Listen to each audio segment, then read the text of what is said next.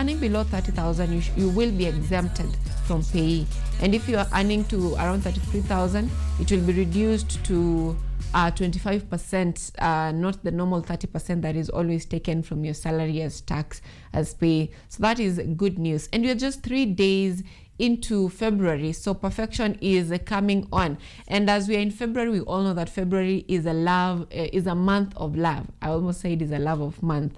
It's a month of love, and so many conversations surrounding Valentine's. Right now, it's around 11 days to Valentine's, and the men in the country are very excited. And you know why, if you're a Kenyan, that the money bouquet, apparently it's illegal. You might end up in jail for preparing or for having a money bouquet.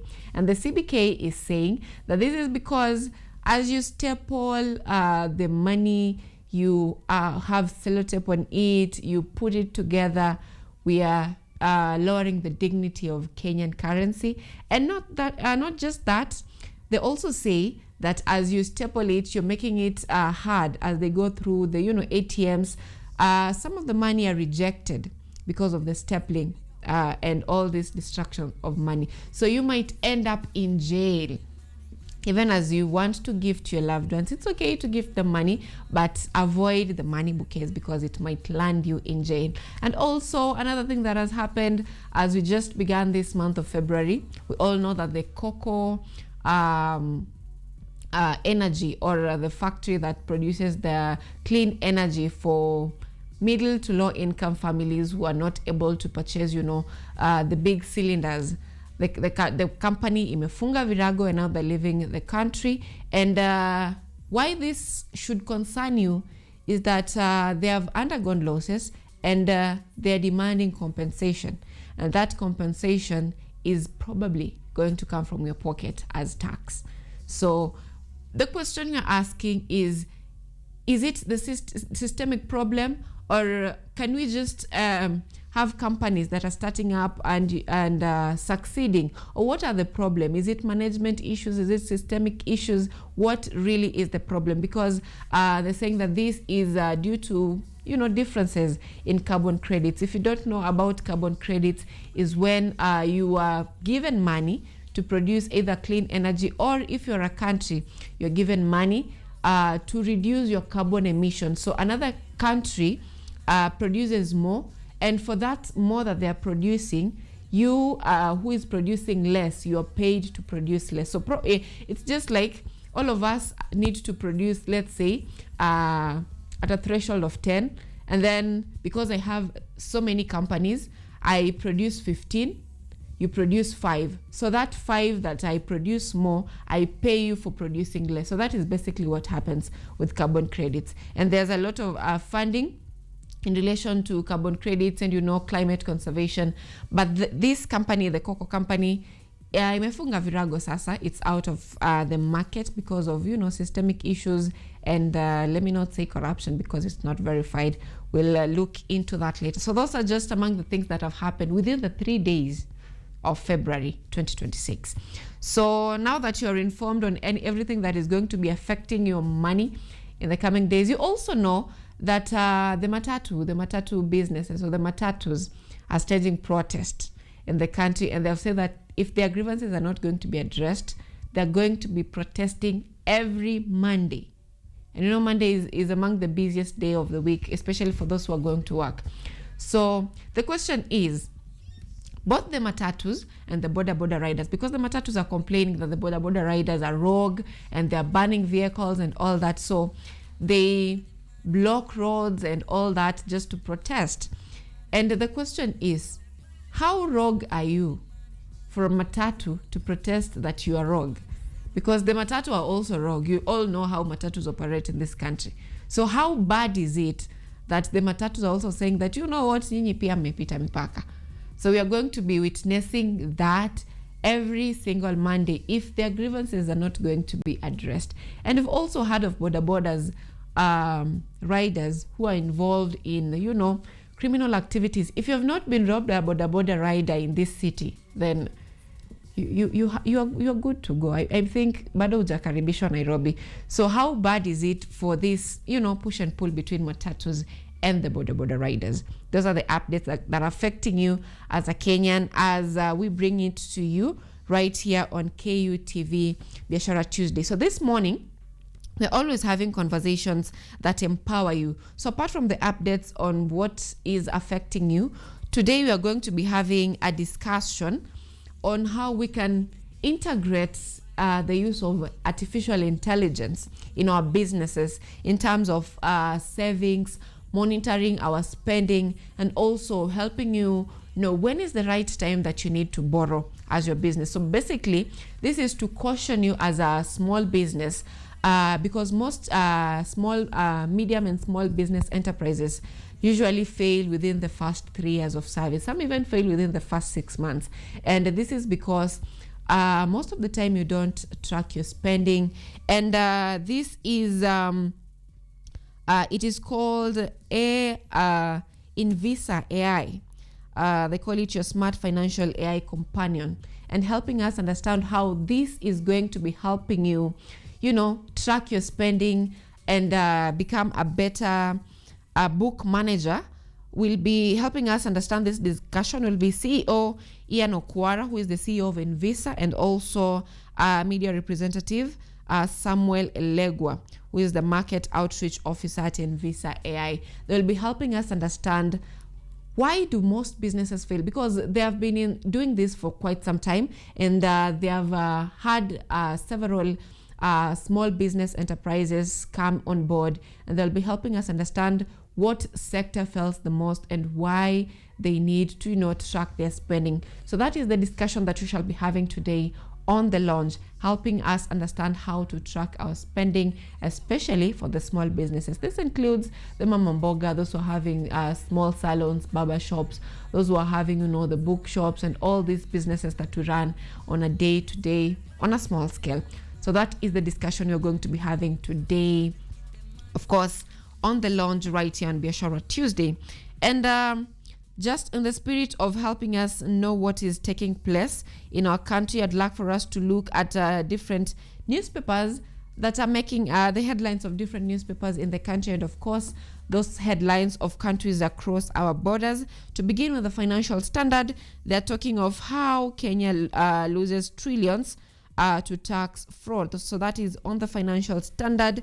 And they're also talking of KQI's fleet recovery from June. That is on the Financial Standard. On MyGov, they're talking of Treasury steps in to clear 255 billion shillings supply arrears. And they're saying the issues of pending bills has plagued government operations for nearly 2 decades between July 1st, 2005 and June 30th, 2022, suppliers and contractors raised repeated concerns over delayed payments, which crippled businesses, disrupted cash flows, and eroded confidence in government procurement system. That is on MyGov. And we have different, if you're keen in politics in this country, you know that the presidential aspirant, Eliud Owalo has promised the country that if he gets into power, he'll ensure that the country does not have any recurrent expenditure. I don't know how that is going to happen, but he's an ambitious man on a mission to end that. On the People Daily, they're talking of why Kenyan Gen Zs are missing from digital politics. And they're saying as we head towards the 2027 election, viral content and data-driven tactics is increasingly shape campaigns more than candidates' charisma, leaving voters sidelined and confused as tech jargon reduces public participation to a box-ticking exercise. If you're in Kenya also, you've heard of rumors of, this is not a rumor because we have bloggers who are paid to push certain agendas. And right now in Kenya, something that is trending on social media, especially on X, may not be actually trending, because you know there is manipulation of algorithm, and this is to push for different agendas. And right now you cannot really trust what is going on social media, because we have so many bloggers that are paid. We've had Matiang'i being fronted on social media as well by the young generation to run for presidency, but right now the young people are nowhere to be seen because of algorithm manipulation. So this is not based on merit, but based on how much can you pay bloggers to push your agenda on social media. That is what the People Daily is talking about.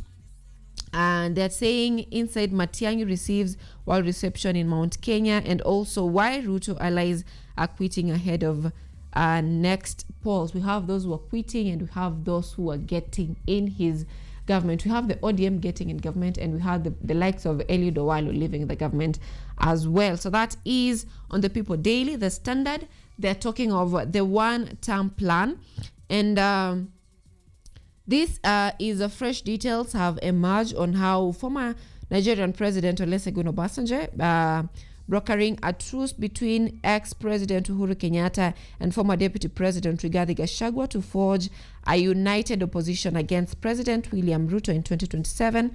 Multiple sources say the plan took shape in a meeting in Nigeria attended by Wiper leader Kalonzo Musyoka, where the leaders agreed on the need for a single formidable challenger. Plans are now underway to make it happen. And this is the united opposition coming together to front one candidate. And we also had rumors of Matiang'i being pushed to also back Kalonzo Musyoka in this bid. And we have Taifa Leo also being political. And they're saying, hatutaki mnofu wa Kindiki. Haya ni maneno ya Oburu Odinga ambaye alisema we do not want your seat Kindiki, relax. So that is Senator Oburu Odinga asema katika mazungumzo ya ODM na UDA hatapigania nafasi ya mwaniaji mwenza mwaka 2027. Haya yanajiri siku moja baada ya mwenyekiti wa ODM Governor Wanga kusema lazima ODM ipate nusu mkate. And this is when that was on Sunday, when Gladys Wanga said that they have to ensure that they get 50-50. Ng'ombe itagawanywa mara mbili. And right now Oburu is saying hatutaki kiti chako. So Kindiki, it's a little reprieve for Kindiki. Other stories on Taifa Leo, kiongozi wa Iran Ayatollah aonya Amerika, asema haogopi kamwe vitisho vya Trump kuvamia nchi yake isipokubali masharti yake. Taarifa nyingine ama story nyingine ambayo iko katika gazeti la Taifa Leo, nitasahihisha makosa yangu na Uhuru mwaka 2027, asema Rigathi Gachagua. Mkutano wa kisiri wa familia ya Jaramogi wafanyika. That's another story on Taifa Leo. And also a story that we mentioned earlier, kero ya bodaboda yalemea serikali, matatu zikigoma jijini. That is a story that we mentioned earlier. And also in sports, Taifa Leo are saying ratupu kwa Arsenal, Man City wakiteleza. And also in another newspaper, we have The Star. They're talking of IEBC wants sweeping reforms ahead of 2027 election. And they're also demanding to have, ability, the mandate to imprison those who break the laws according to the IEBC. And they're also talking of Odinga's house in Ferry, free spiritual thinkers. And those are the stories that are given prominence on The Star. We've tackled the People Daily. The Business Daily talks about Kenya adds a new twist to Coco network collapse. That is a story we also mentioned earlier. How Trump triggered fall of gold prices in NSC. That is given prominence on the Business Daily. And also another story is early oil pilot schemes are learning curves. They will rarely generate profits. Their values lies in de-risking development. That is on the Business Daily. Now, across our borders, before we go to across our borders, we have the Daily Nation. They're talking how 1 trillion body debt will hit you. And they're also talking of a state sued over chaotic border raid amid Matatu strike. There's a story that we've talked about. Matters education. They're saying the ball dream that turned into a nightmare. And this is in relation to the various reports by different school heads that, learning has not begun because probably they're lacking school materials. Those are the textbooks and all that. And on how the trillion debt, they're talking of how the debt has been increasing from the President Moi all the way to right now where we have President that is William Samoei Ruto. Across our borders, we have Gazeti la Mwananchi that is in Tanzania. they're talking of ujumbe wa haki, hekima watawala, bajeti ya mwaka 2026-2027 kubana utegemezi, and pia wanaongelea kiama, wapigaji bima, afya kwa wote. That is on gazeti la Mwananchi katika nchi ya Tanzania. Another paper that you are having, we have The Citizen. Still in Tanzania, they're saying Tanzania unveils record of 61.9 trillion budget framework for the 2026-2027. Still talking on matters budget making. And another interesting story in Tanzania is that Uber's exit from Tanzania market raises questions. Uber imetoka Tanzania. So those are the newspaper that you're having this morning of Kenya and Tanzania across our borders. At this time, I want us to take a look at what is happening on our roads and, of course, the weather situation in different cities across the country.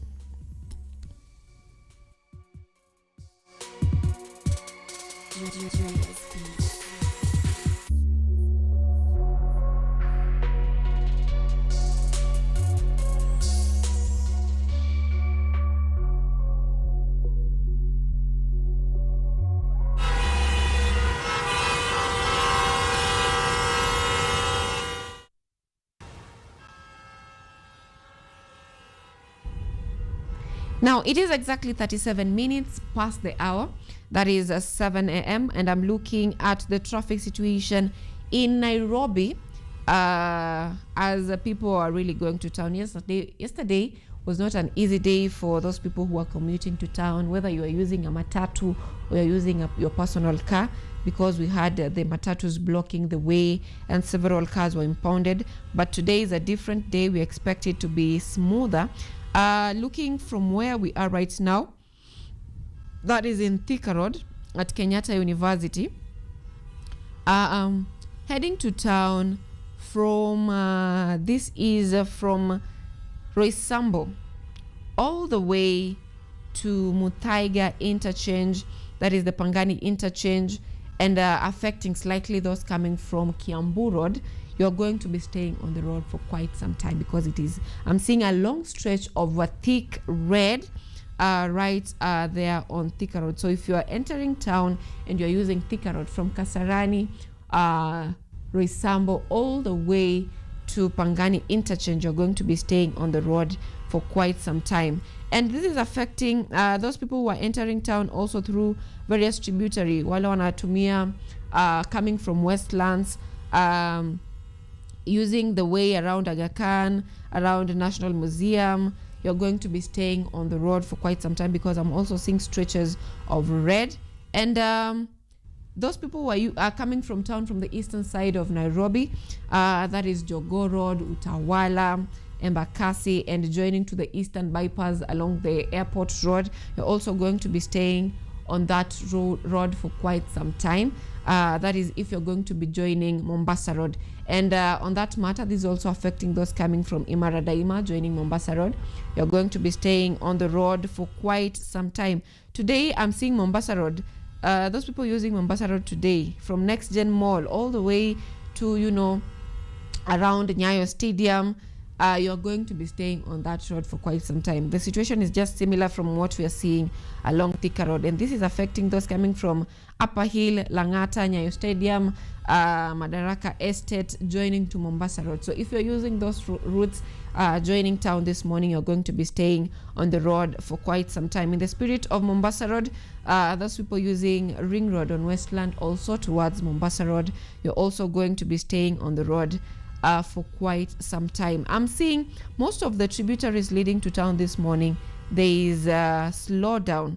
Those people coming from Lavington, those people coming from, around Junction Mall, wale wanatoka Ngong Road, kule juu, you're going to be staying on the road for quite some time. There is so much of red patches and yellow patches as you go towards the CBD this morning. So this morning, the general outlook of traffic, it is quite heavy in most roads leading to Nairobi Central Business District. So that is on the traffic update as of 7:40 a.m. in Nairobi City. And of course, on weather, it is most parts of the country are not expecting rainfall. throughout the week, or as at this morning, or this Tuesday morning, the 3rd of February 2026. In Kisumu right now it is 19 degrees Celsius. It feels like it, and the temperatures are expected to be rising to at the highest of 29 degrees Celsius. That is around midday. And in Nairobi, back here in the CBD, we have it at 16 degrees Celsius. It feels like it, and the temperature is expected to be rising to highs of 28 degrees Celsius. In Eldoret, that is in the Rift Valley, right now it is 11 degrees Celsius, quite low in the Rift Valley, and the temperature is expected to be rising to 26 degrees Celsius. Still no sign of precipitation. In Kilifi right now it is 26 degrees Celsius, quite high because it feels like 28 degrees Celsius, and the temperatures are expected to be rising to the highs of 30 degrees Celsius, and they're saying that this morning there is 20% chances of precipitation. In Isiolo, that is the northern part of the region, where the region has been experiencing drought because of the short rainfalls that we witnessed towards the end of the year 2025, and the drought situation has been intensifying, especially in the northern region of the country. And right now it is 22 degrees Celsius, and it feels like 25 degrees Celsius in Isiolo. And the temperatures are expected to be rising to 32 degrees Celsius. So that is quite high compared to other regions. So the northern part of the country are expecting higher temperatures compared to other regions in the country. And I'm trying to find what the Kenya Met Department is telling us of the weather forecast for the next 7 days, and they're saying that this week weather forecast from the 3rd to the 9th of February 2026, we're expecting it to be mostly sunny and dry conditions expected over most parts of the country. However, rainfall is likely to occur in a few to several areas of the Central Highlands, the Lake Victoria Basin, the Rift Valley, and the Western Kenya as the week progresses. Hot conditions, daytime maximum temperatures above 30 degrees Celsius is expected in several parts of the country, including the coast, northeastern, and the northwestern Kenya. Cool nights expected, minimum temperatures below 10 degrees Celsius expected in parts of the Central Highlands, the Central Rift Valley, and the areas near Mount Kilimanjaro. And if you need more updates on the same, you can always look at their website, that is the Kenya Met Department, whether it's on their WhatsApp pages or on their X platform. They've given details of every city or every town in the country. That is on the weather and the traffic update.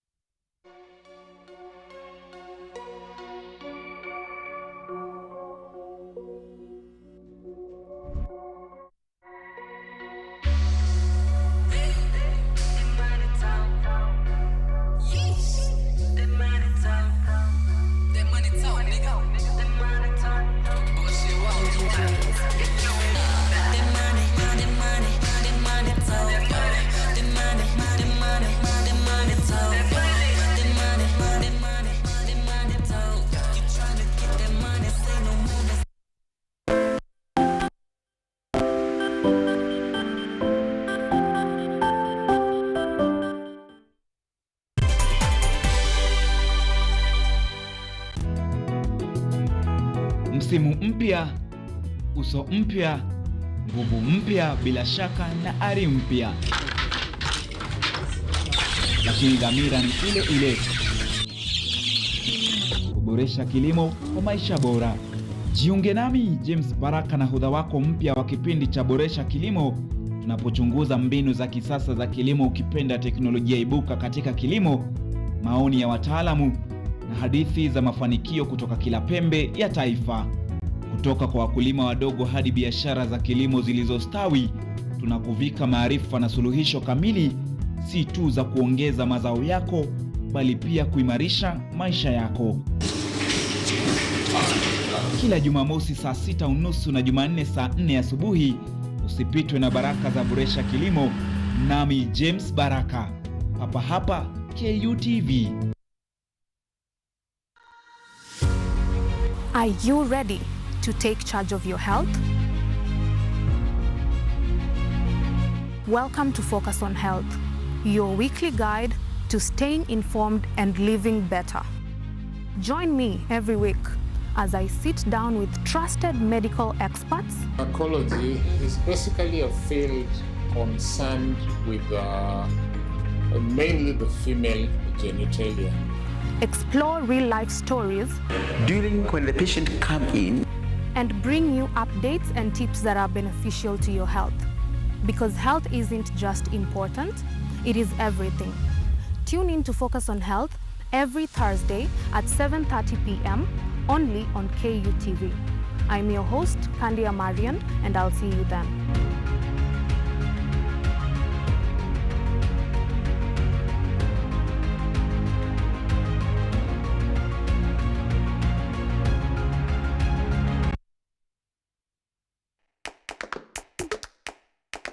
Badala ya kutafuta kazi, tunaweza kuanzisha miradi yetu ambayo ingetusaidia kubadilisha maisha ya wazazi wetu. Kwa vijana wenzangu, wengi hawana kazi, lakini ikiwa sisi wenyewe tutajiamini, tunaweza kujiajiri wenyewe. Afrika kwa kweli tuna mahitaji ambayo ukiyasuluhisha unaweza kuathiri watu kwenye bara hili. Bila woga, watu huwa na uzalishaji zaidi, wanajawa na ujasiri, wanakuwa wabunifu na wanakuwa wenye maarifa. Niliamua kuacha kazi. Hata kama sitafanikiwa, nitakuwa nimejaribu, nitakuwa najua haiwezekani. Hakuna kitu cha ajabu hapa. Kila anayepata ufanisi hufanya kazi usiku na mchana. Kitu kitakusukuma na kuwezesha kupata maarifa ambayo hukuwa nayo. Tunajaribu kutengeneza kitu kitakachopita mipaka ya nchi hii. Ikiwa unataka kubadilisha ulimwengu, anza na nyumbani.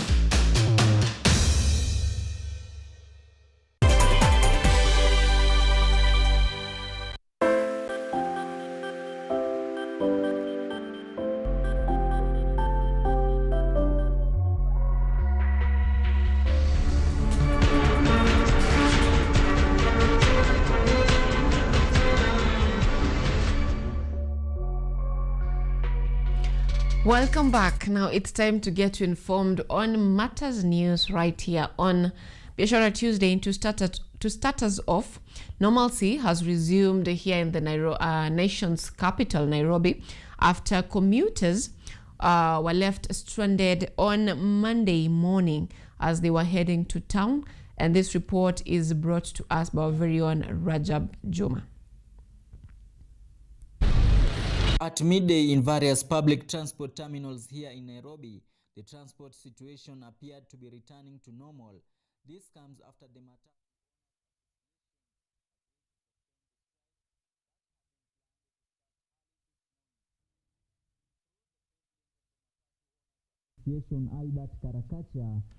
Apologies for that. Now moving on to a different story tonight, this morning. President William Ruto hit back at his critics, insisting that the new education systems is on the right track. And President Ruto rubbished United Opposition stand on the return of free education system. Rubbish his opposition on the return of free education system, stating that it is a thing of the past and Kenyans should embrace the new norm. Now, the education sector has of late sparked unrest in the country, particularly on the grade 10 transition, with the government on the spot over the failure to oversee smooth transition. However, President William Ruto has pleaded to improve access to quality education to all children. 2022 capitation ilikuwa chini, walimu walikuwa hawatoshi, pesa ya kusomesha watoto wetu ilikuwa haitoshi, hata program ya university ilikuwa karibu inasambaratika. Lakini kwa kutambua umuhimu wa vijana, we fixed the education program that was broken. Mimi naona viongozi wengine wanasema mambo mengi, wanajaribu kutupatia lecture ya mambo ya education system. We want to tell them, we are fixing your mess. You messed the education system. There were no teachers in class. There was inadequate capitation. There was not enough money for universities and TVETs. 21 universities were facing closure because of insolvency. Please, spare us your pontification. Spare us the lectures you are lecturing us. We are simply fixing your mess. Today, we have more money going to capitation. This month, money for capitation was in school before students go to school, because education is important and it is the greatest empowerment we can give to our children. Number 2, we have hired 100,000 teachers to fix the challenge of teacher shortage that you left behind. Number 3, we have added more money for universities and TVETs to fix the problem of insolvency that was there in our universities. Now, at the same time, President William Ruto was yesterday in Kisumu County, in Kisumu and Siaya counties, where he was joined he continued to advance his Nyota political initiative. And during the visit, he was joined by Siaya Senator, that is Oburu Odinga, and other ODM leaders. And the president promised to continue to work with the ODM party even as they advance towards the 2027 general election.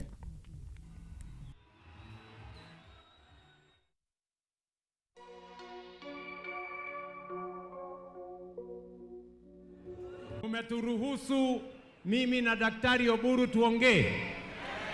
Munasema tuongee ama tuongee? Munaturuhusu tuongee? Tupange mambo ya mbele vile baba alikuwa ametuagiza, tupangane pamoja kule mbele. Bas baba, alafu tufike Canaan through Singapore. Aya, na hiyo Canaan tunaenda, lakini Oburu amesema tunaenda through Singapore. Rais, mimi ninakushukuru sana kwa sababu yule mtu wa shares alikuwa amesema ati sisi hapa tuko kupigia kura, kwa hivyo hatuwezi kupata faida kutoka kwa serikali yako. As we move forward, we are not going to look for less. Lakini Deputy President, usifikiria ya kwamba tunataka kiti yako, tunataka kukufukuza. Please, you are our friend, but as we negotiate, we are going to negotiate what our people deserve. We are going to negotiate what our party deserves. Our party is not a Jaluo party. It is a party for the whole of Kenya. The only thing they are telling us is that we should go back to NHIF, is that we should go back to education where most of our children did not have teachers in class, is that we should go back. What kind of reform do you engage in by going in the back? Now, someone in ODM party said that the ODM party is controlled from State House. I wonder how true that is. Now, moving on, retired Chief Justice David Maraga has urged youth to obtain national identity cards and register as voters. Maraga, the United Green Movement, that is UGM party leader, has called on the young people to register as voters in order to determine what their candidates or what their leaders bring for them. That is essential for people looking for significant change in government. He underlined that the only way to improve the country is to actively involve in electing their leaders.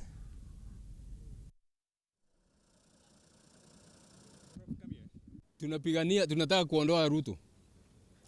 Wale ambao wanataka tuungane pamoja, tunataka kuungana na wale ambao kwanza kabisa wanataka kumaliza ufisadi. wizi wa mali ya nchi.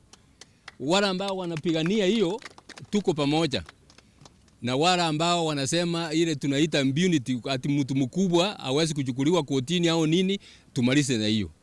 Tuko pamoja. Wameuliza juu ya demonstrations. I support fully those demonstrations. We can't have churches being tear gassed. Watu wanaenda kanisani kuomba. Waislamu mnaenda msikitini kuomba. Alafu mnatupiwa tear gas.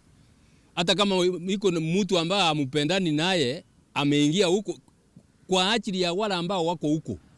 You are supposed to be restrained. Even I am sure even the policemen are trained that if you have to use your firearm and the person against whom you want to use your firearm is in the middle of other people, you don't shoot. You don't shoot. So those are among the things we want. I supported the demonstrations. As United Green Movement Party, to mobilize and call upon the Kenyans, particularly the young people, to register.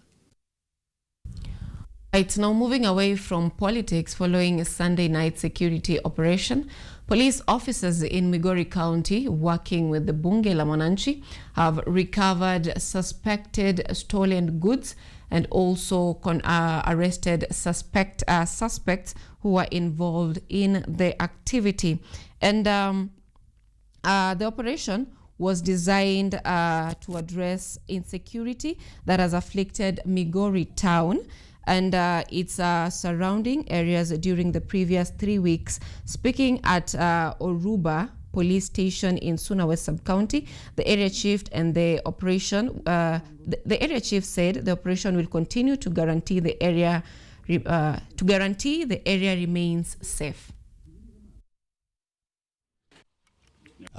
Usiku ya kuamkia leo tulikuwa na kazi na officers wa Oruba tukiongozwa na Chief Inspector Ndugu Telewa, ambapo tulifanya kazi maeneo hii ya Oruba, tukapata vitu ambao ziliibiwa kwa manyumba za watu. Moja wao ni kama TV, uva, mattress na vitu mingi za manyumba.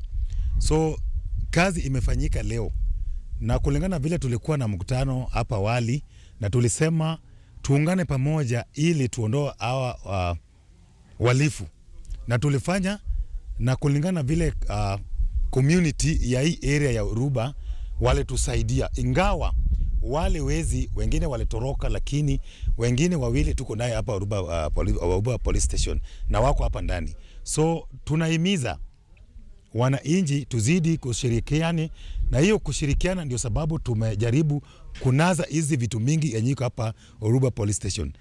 Watu wa Uruba wamecomplain sana wakija kwa ofisi yangu, wengine wanakuja hapa kwa ofisi ya OCS kuleta malalamishi, na tulikuwa na hii kwa akili yetu ili tufanye hii msako, kwa sababu ilianza kuwa mbaya. Tukasema ili watu wetu wakuwe na usalama, lazima tuondoe uhalifu ili tukue na watu ambao wanaweza kukaa na watu kwa mjini. Now, crime rates along the coast region have dropped significantly, and this is ushering in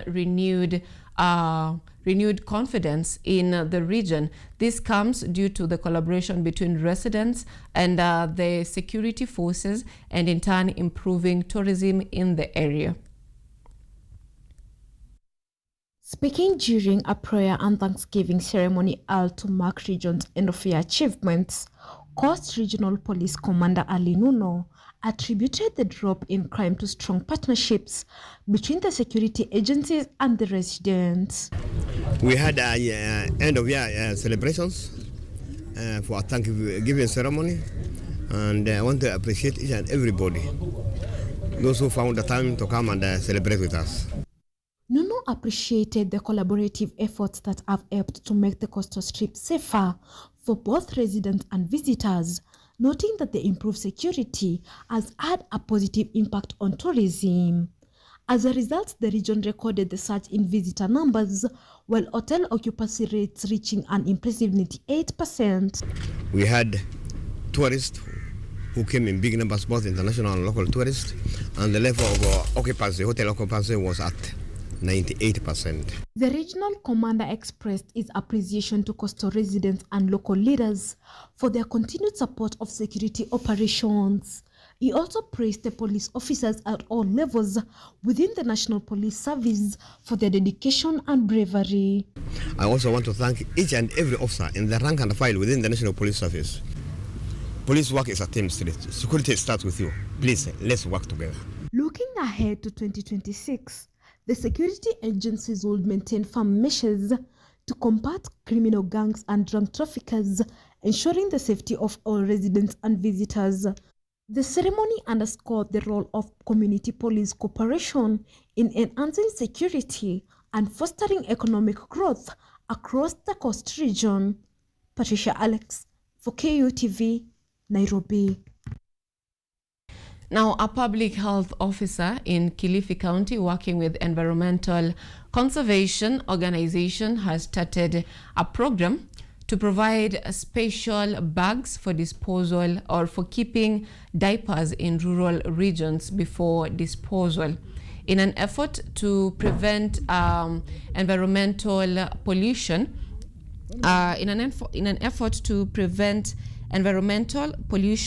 the organization caused by incorrect disposal. Speaking to journalists in Kilifi, Kelvin Anungo said he's taking the action due to increased inappropriate disposal of diapers despite collecting 2.2 tons of soiled diapers in 72 hours lately. Locals are pleading with the government to find a long-term solution to the problem, which could result in disease outbreaks, particularly during the rainy season, and to set aside more space for garbage disposal.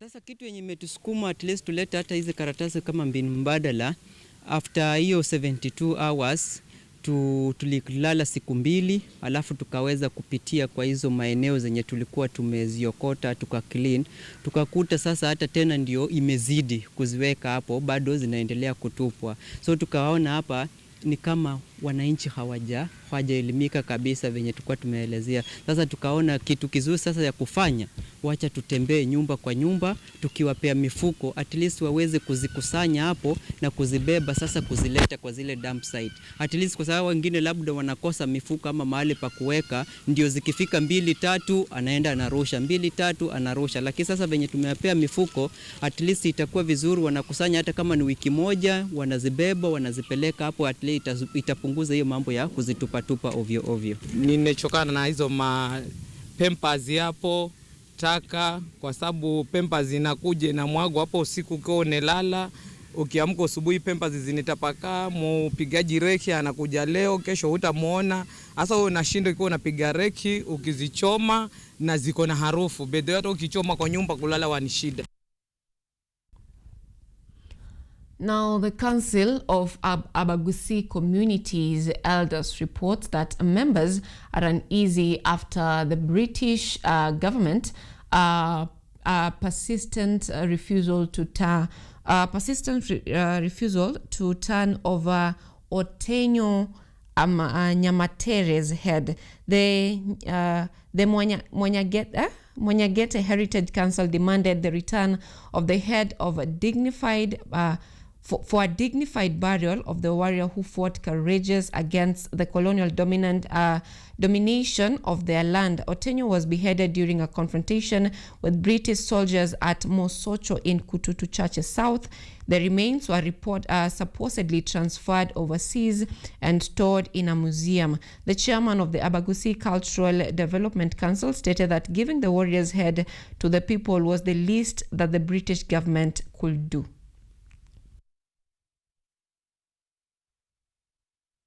Here we are demanding that the head of our Gusi warrior, Otenyo Nyamaterere, he was beheaded and his head was taken to the UK, where it is lying somewhere in a museum, either in London or somewhere in Manchester.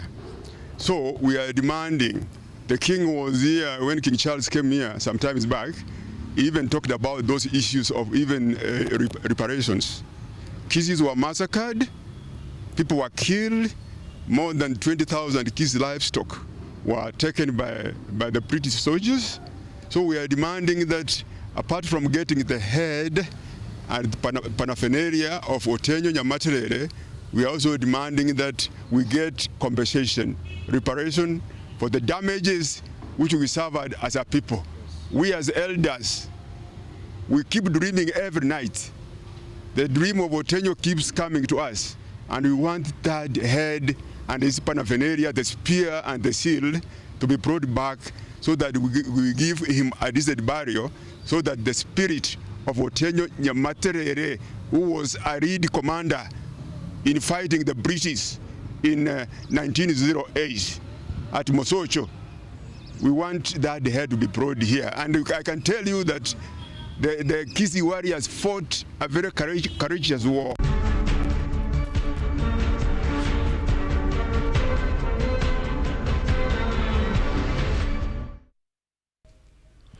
All right, now that brings us to the end of our news this morning. I have really butchered a number of names there, but that brings us to the end of our news. And as I mentioned earlier, we're going to be having a discussion on integration of AI in our businesses, that is in management of our finances. And this helps us determine how well or when we can borrow, when we can divest, when we can, when we require more investment into the business, when to scale up and all that. And helping us understand this discussion will be CEO Ian Okwara of the Invisa AI. And also we have the Market Outreach Officer Samuel Elegwa, who will be joining us this morning to understand conversations on the same, that is integration of AI in managing our businesses. But before we get into that discussion, I want us to take a look at what happened during the KU's Innovation Week. If you missed a bit, then stay tuned for a cover-up or for you to get you what really happened on KU's Innovation Week.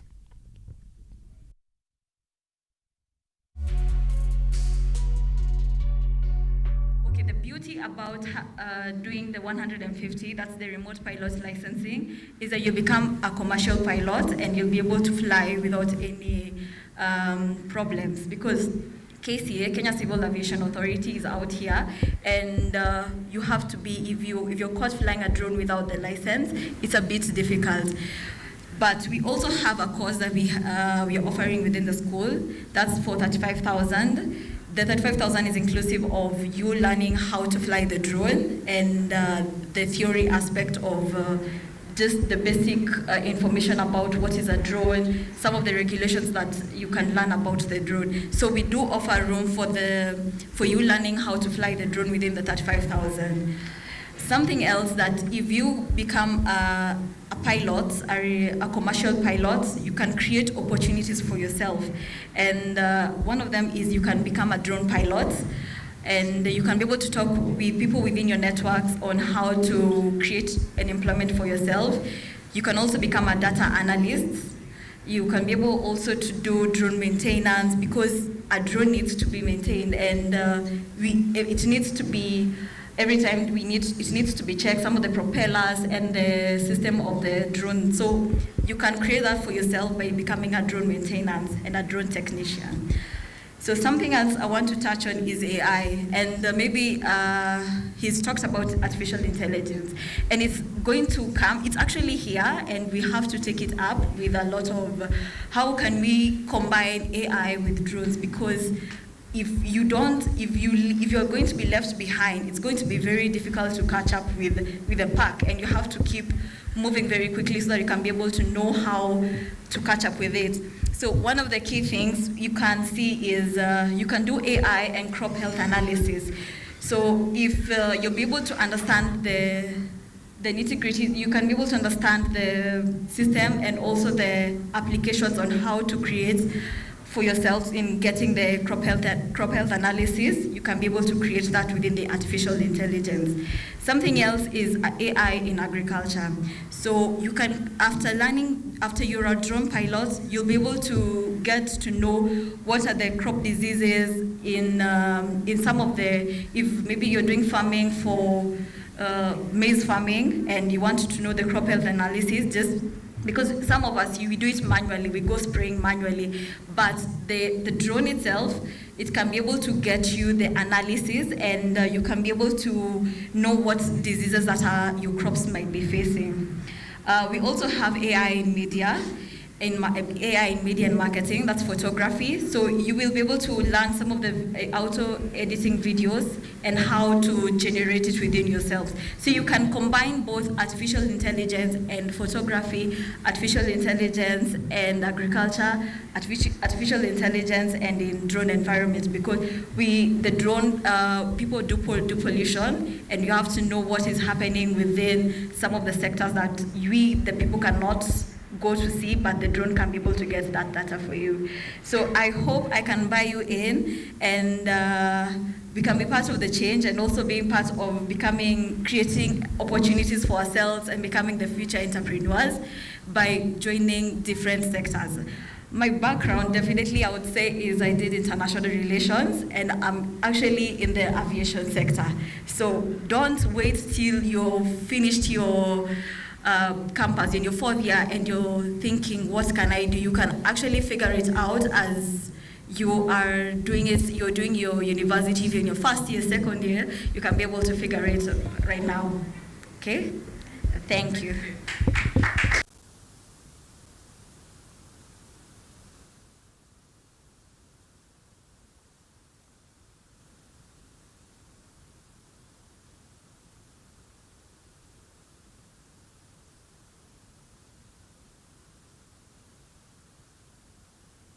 Room, which basically smelled plain, as in the room we are today. He realized that while we have digitized our eyes and our ears, we have ignored the very air that we breathe. He could have ignored it. He could have bought a can of air freshener. Instead, he exhibited high agency. He decided to build the operating system for the atmosphere. So at Be Multi-Cent, we work on a couple of things. We've built a hardware. It's backed by tech. Both hard tech and software tech. We've managed to incorporate AI into what we do, so that, but once it's built, it's a fortress, it's a moat.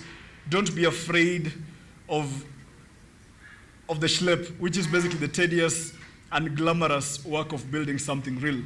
And Brian will showcase how far we've come and the phases we've had to go through to the little leap that we've made in the past few months now. Finally, I want to ask you, rather implore you, to ignore the status quo. Brian has been told by people, nobody pays for air. Si hewa tulipewa bure na Mungu. Hakuna mtu ulipia. People have mentioned before, you can't do AI on a microcontroller. This is regarding our Vapor AI, which we are able to illustrate to you.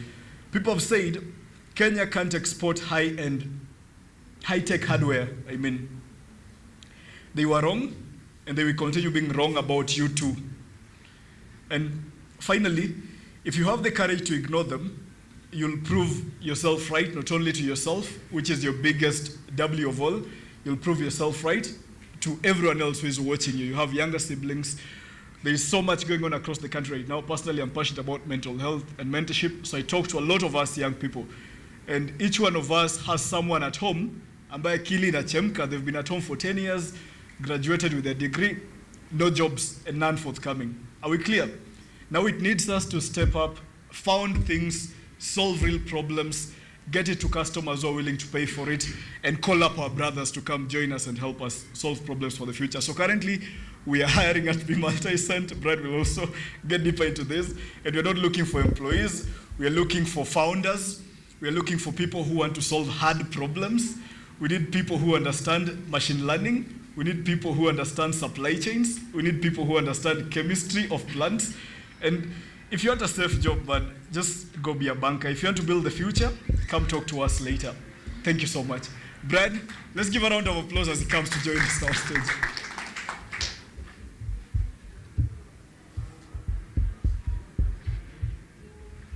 The future belongs to those who know what they will do with their knowledge.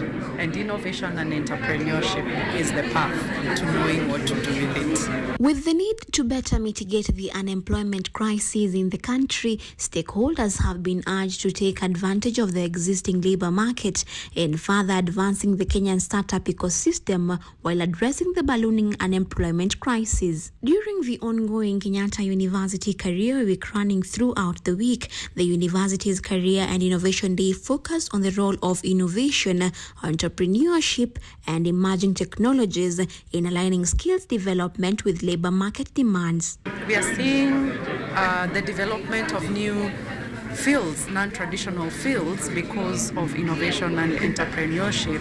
And one of these fields is product development specialists. That's a field that through exercising entrepreneurship and innovation, you can actually contribute to and become a product specialist in any company or industry. Organized by the Chandaria Business Innovation and Incubation Center, the session brought together student, faculty, and industry players.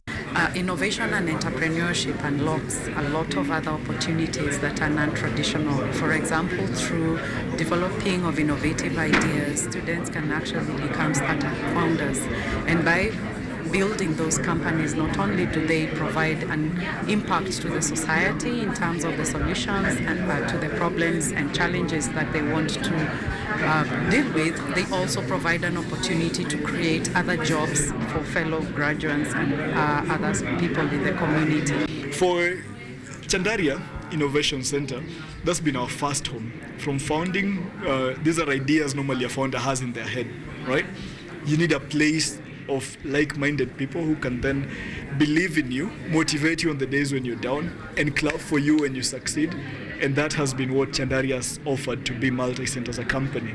It's a home, it's a community, and it's a garage wherefrom we've managed to build the vehicle that now rides. Industry representatives drawn from startups incubated at the center emphasized the urgency of activating innovation ecosystems. Currently, the reality is the unemployment gap is ballooning more and more and more among the young people. It's high time we challenge ourselves, despite all the regulation that exists currently and the difficulty of starting business. It's high time we challenge ourselves and picked each other up and dusted ourselves, and we created jobs amongst ourselves, even as we fight and ask for better conditions for doing business in Kenya for startups. The incubation center has been very useful. Right from the beginning, I first approached the incubation center with an idea. It was written on paper. We hadn't yet started the development process. The discussions reinforced the importance of industry mentorship, real-world exposure, and future-ready skills in preparing young people for careers beyond formal employment. My challenge is, let us try make things more efficient. Yvonne Kimuma, KUTV.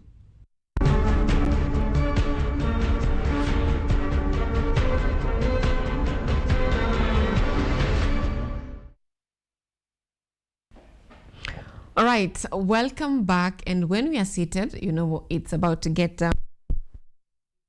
conversations. And like I said before, today we are having a conversation on how we can integrate AI into our businesses. What you just saw on your screen was KU's Innovation Week, and young people are really moving or striving to create employment for themselves rather than sitting behind and waiting someone somewhere to decide their fate for them by creating job opportunities for them. On that note, I'm joined by two able gentlemen right here in studio, the CEO of Invisa AI, and of course the market outreach officer of the same company. And this is a company that is creating jobs for the young people, not just creating jobs, and of course it is helping those who have already started their jobs to become better at their jobs. Allow me to have the guest in studio introduce themselves. I'll begin from you, Ian. Thank you. My name is Ian Okorakoth. I'm the founder and CEO of Hisab Technologies, where we build Invisa currently. Mm-hmm. Yeah. So Invisa is the child of Hisab. Yeah, Invisa is the child of Hisab Technologies. Mm-hmm. All right, interesting. Sam? Okay, hello. I am Samuel Elegwa. I'm the market outreach officer at Invisa Hub. Yes. All right. So, Ian, what does Invisa AI do? Thank you. So when you talk about Invisa AI, so Invisa AI is a financial AI. So basically for the last 8 months, we've been focused on building an AI that is able to revolutionize how people interact with financial markets and how the productivity in terms of the financial aspect. When we say Invisa AI, I'm thinking of an AI that's going to increase the financial productivity of both individuals and small businesses. Yeah. So if I don't know anything about it, so how does it really work? So how Invisa work? Invisa powers 2 platforms. So currently Invisa powers 2 platforms. One, the Invisa Finance platform, which is already on Play Store at Invisa Finance. You can search it on Play Store for anyone out there. It's on Play Store already. And the other platform is the HISA Hub. HISA Hub is a stock trading platform. So basically, we've trained Invisa to be also to help individuals to select the stocks, the right stocks maybe to trade on the Kenyan market. The product is not yet ready on Play Store, but it's almost ready. There are just a few steps remaining, but we've used Invisa AI to power this platform where it's able to highlight better stocks for you, give you insight on stocks, and help you to trade better, increasing your financial investment productivity. What is the story behind the creation of Invisa? What problem were you trying to solve when you founded this program or this hub? So the story behind Invisa. So when I was in second year, I faced a challenge. Even growing up, I realized most people growing up as children were taught basically in the Kenyan language, usipende pesa. And this narrative, usipende pesa, it led us growing up now not knowing much about money, not knowing how to make money, how to spend money, and how to manage money wisely. So personally, I faced this challenge a lot. I realized that when I was sent even maybe my pocket money when in campus, I could spend it for a week and I was dead broke. Now, this was one of the problems. Another problem was I realized the investment culture of Africans was very down in terms of we didn't know how to invest wisely. We didn't know how to improve our investment culture, and there are no avenues for such. So I wanted to create something that's able to power Africans to the next level financially, something that's able to empower them without because now for me, I was powerless at the moment. I had not graduated and AI was coming up. So I wanted to do something that will revolutionize how people handle their money and how they grow financially. Yeah, so I started the journey in second year. I built my first platform. It was called Kingsman Capital. Kingsman Capital was a financial advisory website where you could basically book consultations and we could reach out to you, maybe talk to you. So at the moment, we faced some hiccups because now we weren't even qualified. I hadn't graduated and it needed someone with a track record maybe, if that's to say, track record to be able to give quality financial advice. So yeah, now we pivoted at 3.2, and now I founded now the HISA Hub. I started HISA Hub. I started building the stock trading platform. This stock trading platform, we built it from the ground up. It was hard-coded. The first platform was hard-coded. So I started onboarding a few individuals. We started building the platform. The first developer was Mark. We had Lewis. We had the other guy was Gush. Actually, he was an Indian guy. He studies in USIU. But unfortunately, Lewis and Gush, they left us because of the commitment and, you know, the hardship of being a startup, right? Yeah, so now, while building HISA Hub, we were also building Invisa, but we weren't that much concentrated on it because of the technicalities. So going forward, then come 2024, then it hit me. The market wasn't ready for HISA Hub. As much as we were building it fast to ship it, the market wasn't ready because now the people we were building for, they weren't even financially literate enough. Because now if you look at the Kenyan market, only 62.1% only not 62.1, only 38.9% are considered financially literate. Now that leaves 69.1, right? Is it 30? 38.2 are considered financially literate. Now that leaves around 61.8. Yeah, 61.8. Sorry for that. 61.8 are considered financially literate. Right. Now that leaves a whole lot of gap. Now this was found in our research when we were conducting the research for his hub. Now we decided to pivot to build the Invisa platform first to be able to empower people financially. Now we started building Invisa AI, where incorporated AI to Invisa Finance. Where you're able now, Invisa AI, we incorporated the first curriculum. We trained the model on curriculum practices, so it's able to generate lessons guided for the Kenyan student, for the Kenyan market, simple lessons. If you're able to visit the app, Invisa Finance, you can also interact. It's just simple slides. A lesson is just up to 5 slides only. Okay. Now, let me come back to Sam. You're in charge of market outreach. That means you've interacted with several businesses in the industry, those who are using the app, those who you're trying to convince to onboard into, this chain of financial literacy and using AI to, empower your business. So what problem have you found that most businesses face that Invisa has revealed that most businesses face, despite having incomes, despite having jobs, despite having, those people who are investing in the business? Okay, so one thing that I've faced in this industry of marketing under Invisa, for example, if I may ask you, might you remember what you earned, maybe the profit, what you earned maybe in the last month? You might not be in a position to maybe remember it. So one thing that I have faced while trying to market our product that I've faced that these businesses have been facing when I'm approaching them, they don't have that financial record of their business. So it's very hard for them to predict what the future looks like. So one thing that we try to approach, we try to use while approaching these businesses, we try to tell them that you being unaware of how you have been earning, how your business has been doing from the past, and how about to integrate a certain model into your business that's reducing your paperwork, because when you approach these businesses, they just tell you, I've been writing my profit maybe in my book, I've been doing my calculations in the book. So Invisa is more of reducing your paperwork and no guesswork. So just through simple prompts in the app, it's very easy for you to see how your future looks like, maybe your money, your business structure, your financial plan. Yeah, so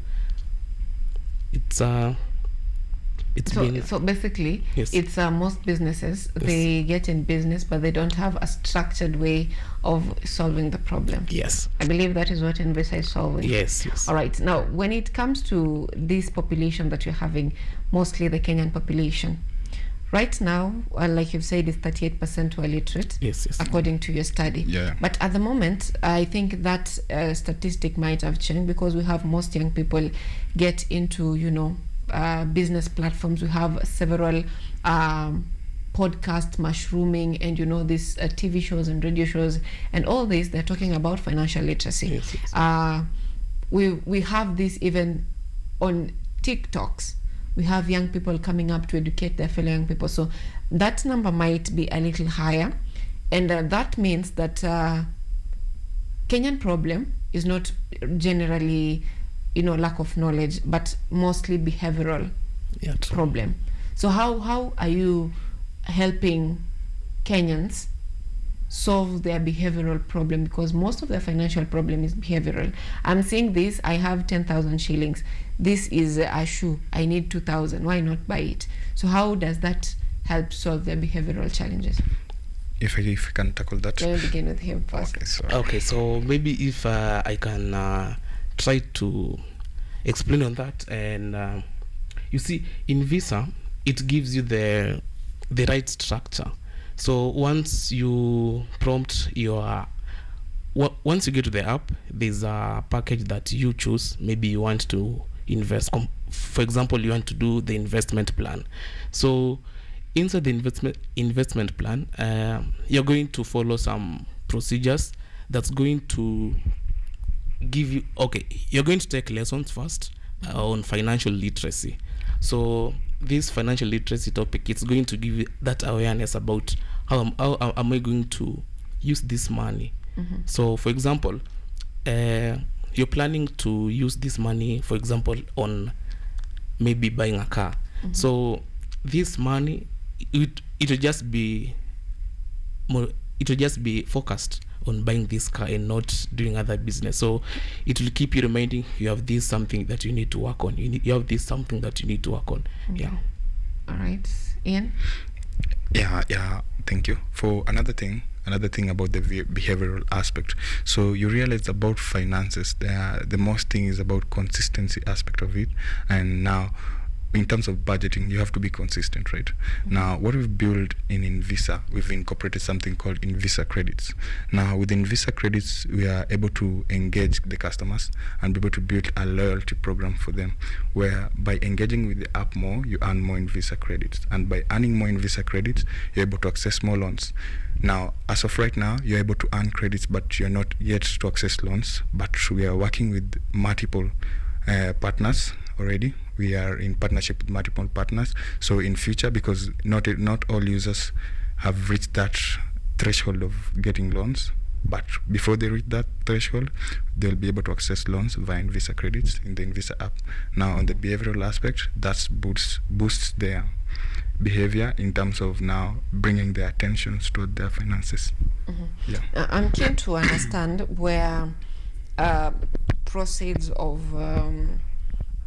the loans come from, or you say credits come from, because if I take a look at something like SACCOs and how banks work, they have the interest and dividend modes. And the same, not giving financial advice, but they are giving them loans, maybe giving them access to certain financial services. But for us, our product is quite differentiated. So currently, I don't believe we have a competitor in terms of the financial advisor and the automation for the small businesses. Yeah. So your competitors are real humans, the real financial advisors. Yeah. Those are people who are you're fighting to get out of the market. Yeah, probably. All right. I see. You're not going to be having easy with them there, but like they say that if you in a digital, in this AI era, if you're not going to embrace it, you're the one who is going to get out of the market. It's not going to replace you. It's going to replace your incompetence. Sure. Yeah, that's perfect. Now let me come back to you, Sam. This is now a talk to the young people who are doing business, because you're a market strategist. Allow me call you a market strategist, and this is a program that you say that is mostly incorporating young businesses, and most young businesses are run by young people. So what are the mistakes that young people make, especially at the early stages of developing their businesses, that make their businesses collapse within the first 6 months, 2 years, 3 years? Okay, what I might say about that, you see, human beings are more of being ignorant, and this ignorant, maybe it's what we can call it the big mistake that maybe people use in business. So a majority of these people, they don't have that financial advisor. For example, if I might ask you, who do you seek maybe in terms of advice, maybe if you need financially? Yeah. Me and myself. Yeah, you and yourself. So you see, Invisa gives you that picture of how maybe you can invest your money or how you can plan your money. So majority of these people, they don't have that right structure of being advised. They don't have that model of being it's more of reducing your paperwork, because just through simple prompts you can just relax and you analyze how your market, your business is going to look like, how your business should, what you should do and what you should not do to your business, not to incur loss. Yes. All right. So the problem is lack of financial. Yes. Financial advisors. Okay. From your perspective, Ian, What do you think is the mistake most small businesses make, especially as they start up? The mistake I think small businesses do, majority of small businesses do, is basing on, it's not planning ahead. Now, in terms of planning ahead, what do I mean? I mean, when you start a business, let's say you start a business with 20,000 shillings. You should not, many small business start a business thinking about today or tomorrow, but you should think about the future. Now, that translates to where you realize that the average survival rate of SMEs in Kenya is between 2 to 3 years. This is because people live for the next day. They don't live for the next year, for the next 2 years. Yeah. Now, with Invisa, the same thing about Invisa. We've created a cash flow prediction model where you're able now, it's able now to predict your cash flow crunch, where you will suffer the cash flow crunch. Now, small businesses, as much as they may face their financial crisis, by being able now to plan for their finances and looking forward, you should be able now to manage your business wisely, knowing that I should not spend this amount of money, because if I spend this amount of money, I'll be facing a challenge in future. Another thing is about separating your personal finances and your business finances. I think that's an aspect that most businesses, not even the SMEs, most businesses in Kenya are facing in terms of the separation between their personal finances and the business finances. Because now, if you made a profit today, let's say you sell smocha, then you made a profit today and you end up spending the profit, all the profit you made today, and you spend it on your personal expenses. Now, that renders the business into a financial crisis. Now, being able to separate these things, it can create a stable flow of income between the two. But being unable to do so, it creates a very unstable environment for the business and the person himself. Mm-hmm. Yeah. I guess that's something that most people don't talk about, mixing business and your business funds and personal funds. But for startups, there's always the aspect of getting back your profit back to business. Like, how long should you get your profit back to business for it to stabilize? On the business perspective, to plow back profit to the business, you should plow back profit to the business until you break even. Because once you break even, that means now the business is at 0% profit, right? Mm-hmm. Now, once you break even, after now you start making profit. Now, from there, now you're able to now to divide from the personal finances, take a lesser percentage to your finances, because you also need to survive, right? And plow back some of the finances to the business. Mm-hmm. Now, from there, you're able to reinstate. Going forward, you repeat the process over and over, but being keen on how you isolate the two. Mm-hmm. Yeah. All right. Now, Sam, most people in their businesses, they're always busy and tired at the end of the day. So how, or does Invisa help one identify that, I am just busy, but I'm not profitable? Maybe I did not get it right. In this sense, someone is working, always going to work all the time, or always selling, but then at the end of the day, they're just revolving around the same circle and not expanding. No investments into the business, not growing. So how does one know that I am just cycling, I'm not growing in my business? Like, I'm busy but I'm not profitable. Okay, so and that's actually the most important thing about Invisa. That's actually what Invisa is doing. It's giving you the financial structure of your business and where you need to plow more income. Mm-hmm. Not income, where you need to invest more money so that you can avoid incurring loss in the near future. So, for example, Invisa, once you have prompted your finances records on the app, it's going to give you a clear structure of how you should do things. Mm-hmm. Yes. All right. Yes. All right. Now, let me get back to you. On something that is sensitive, and this is the issue of data. because this is, in short, this is data you're collecting from those people who are getting to the app. So how safe is the data being kept, and who keeps the data that you're having of these people who are getting into your app? How secure is it? Yeah, thank you. I guess they talk about data. Everyone is sensitive about their data, which is very valid. And at Invisa, we regard this very sensitive to us too, because we want to take care of your data as much as possible. Now, at Invisa, we've partnered with Ciscom Africa. Ciscom is a local data infrastructure offerer. Now, they provide AI, they provide GPU power, they also provide data hosting services. Now, we've partnered with Ciscom where the data of our users is stored. This is done safely, so it's stored within the country. So your data is safe with us. Yeah, we cannot share your data with any third parties too. All right, that is good to hear. But from your side also, as you get people onboarding in this hub, do they have resistance getting or onboarding, and if so, why? Okay, majority of these businesses that I'm trying to onboard, it's okay. Actually, our attraction is on students and these small market businesses like the Mama Mboga. So one thing that I find challenging about these people is that trust.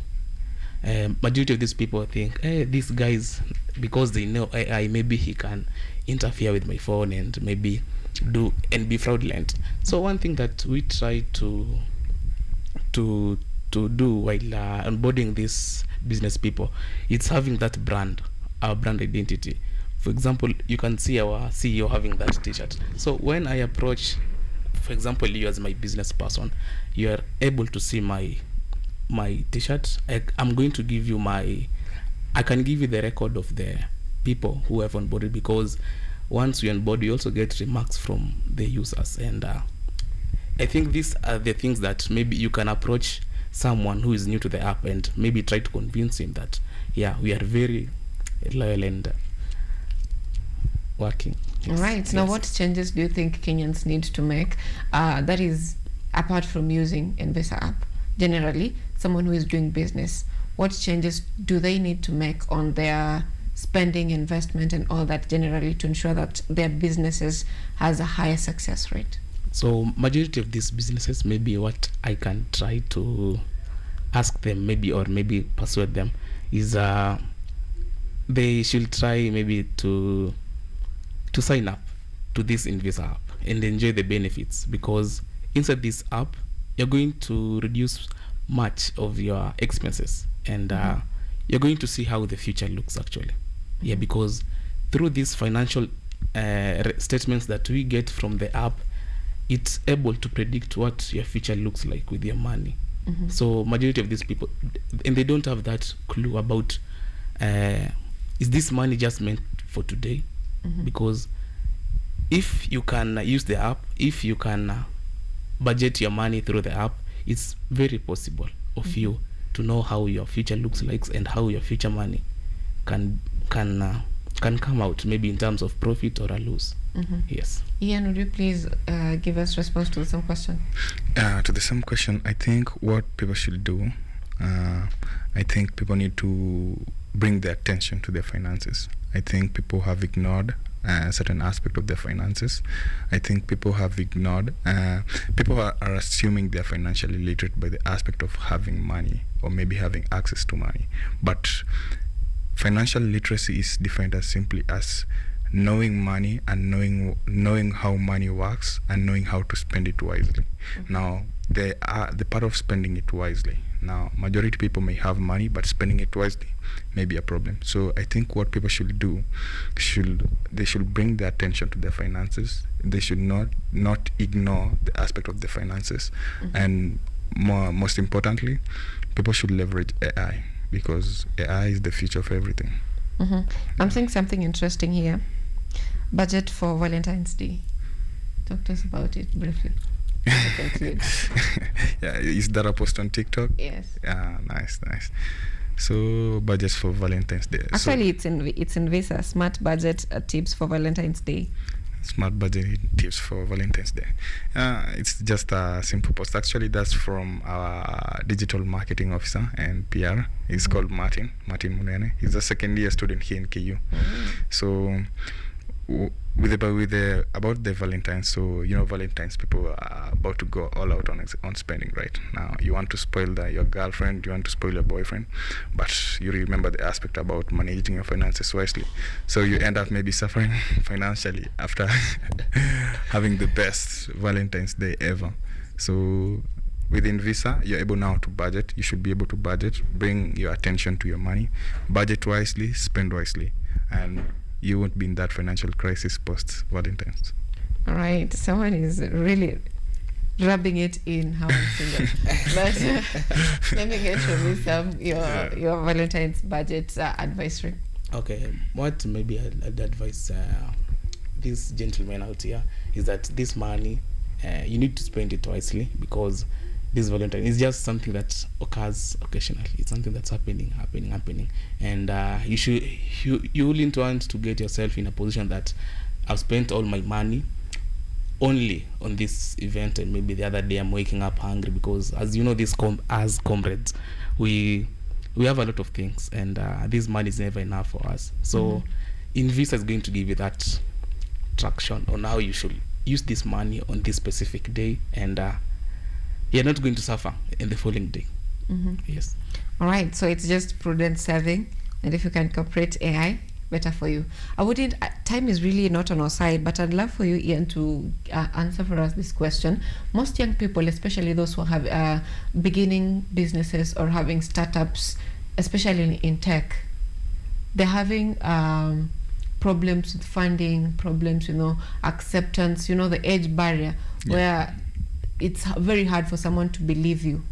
How did you go through this? Now, I can't say I've gone through it. We're still facing it. It's something that, even for bigger companies, is something that you'll face it, you'll continue facing it. Now, what I can say, being a founder, it's all about persistence, and going for it. If you're a founder, you have to go for it. If you're a small business too, you have to go for it. Now, in terms of funding, the funding aspect, funding a business is not easy. Now, to go through it, at Invisa, what we do, so what we do currently, it's now people target rapid growth, right? People want to grow fast. People want to scale so fast. But what people should target is organic growth. You should target to grow organic. Organic is real.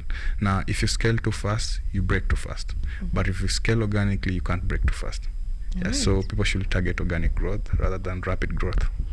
I love that. If you scale too fast, you'll break too fast. Yeah. If you don't scale too fast, you won't break too fast.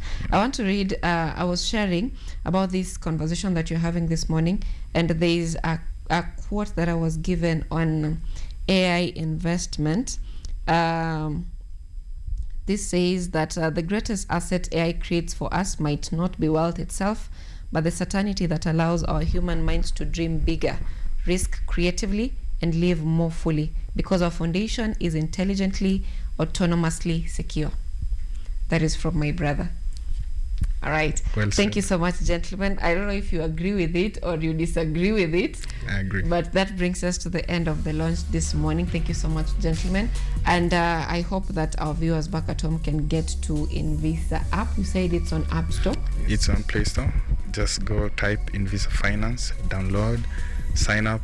I promise you will not regret, because the future is AI and the future is here.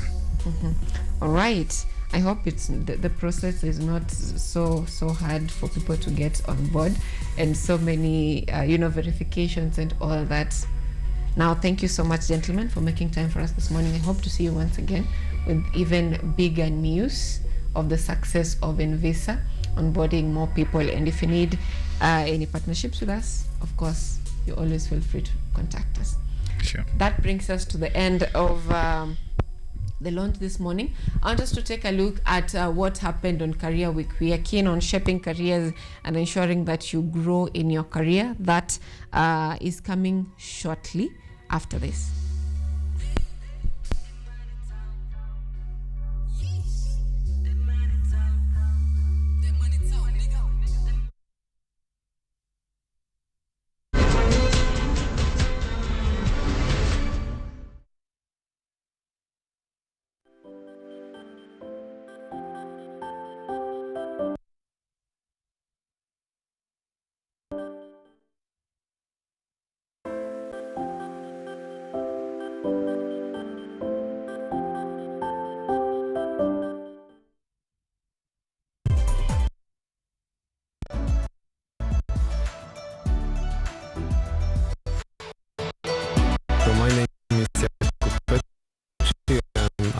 Associate Professor in the Institute of Philosophy of Jagiellonian University in Krakow, Poland, and I'm the main coordinator of the Cafe project, which is being here hosted by Kenyatta University. My name is Eva Hudoba. I am a project manager in this consortium. Keep watching cutting edge research at Kenyatta University Television. Miti miti, panda panda. Our planet's future is in our hands. However, there is a threat to the brightness of this tomorrow. On EarthCheck, we share the challenges, the solutions, and the hope. I would call this a very momentous day, a very critical day. Every episode, every story, every step we take creates a ripple. Join me, the environmentalist Emmanuel Kutosi, on KUTV every Wednesday at 8 p.m. and be part of EarthCheck. Welcome.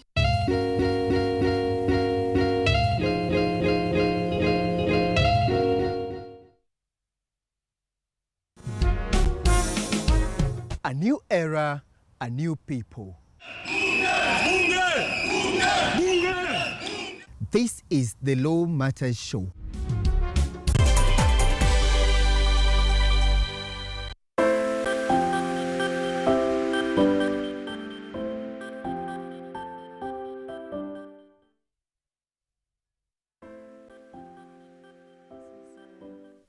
Dr. Juma Muhwana, the Principal Secretary, State Department for Industry, the Ministry of Investment, Trade and Industry, and a friend, the Acting Vice Chancellor, Professor John Okumu, my colleagues in management, the senators who are here, distinguished corporate partners and sponsors, invited guests, our leadership, our student leadership, our students, and esteemed guests, ladies and gentlemen. Good afternoon again.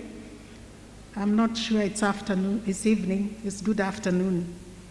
It does give me a great pleasure to join you this afternoon during the official opening ceremony of this annual Career Week 2026, whose theme is Bridging Academics and Industry, Unlocking Sustainable Opportunities from Campus to Career. I would like to say before I invite the Acting Vice Chancellor, is that this is just one of the events, one of the things that we have put in place to increase the competitiveness and employability of our graduates. There are many, many things that this university has put in place, and we are happy that whatever we have continued to do has yielded fruit. And I would like to say that in the first ever comprehensive tracer study that we did in 2024, 21% of our graduates get employment in the first 1 month.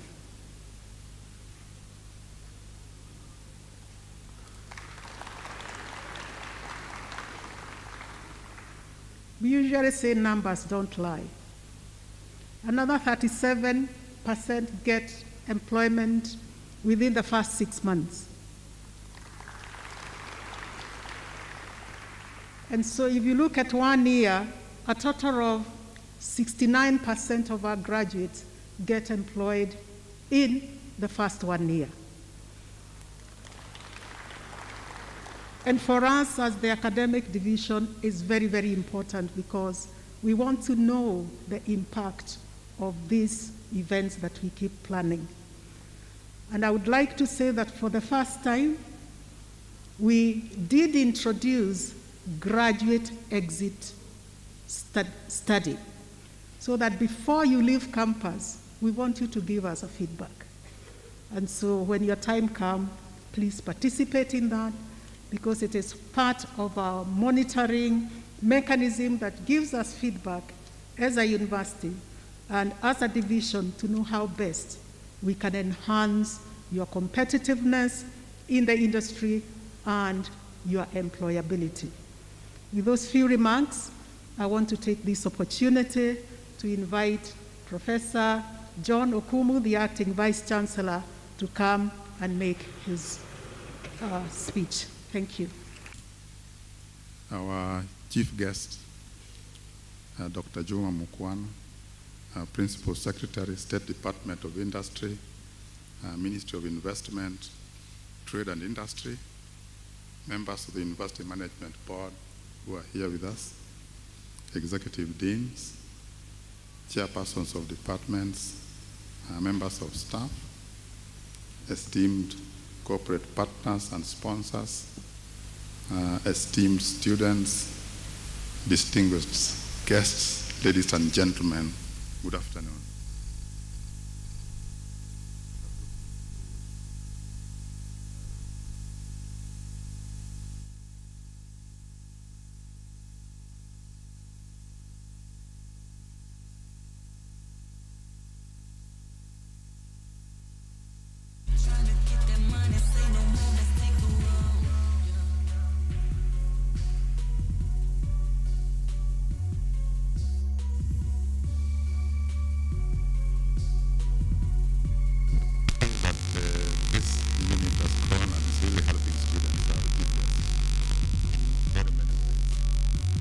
High school students.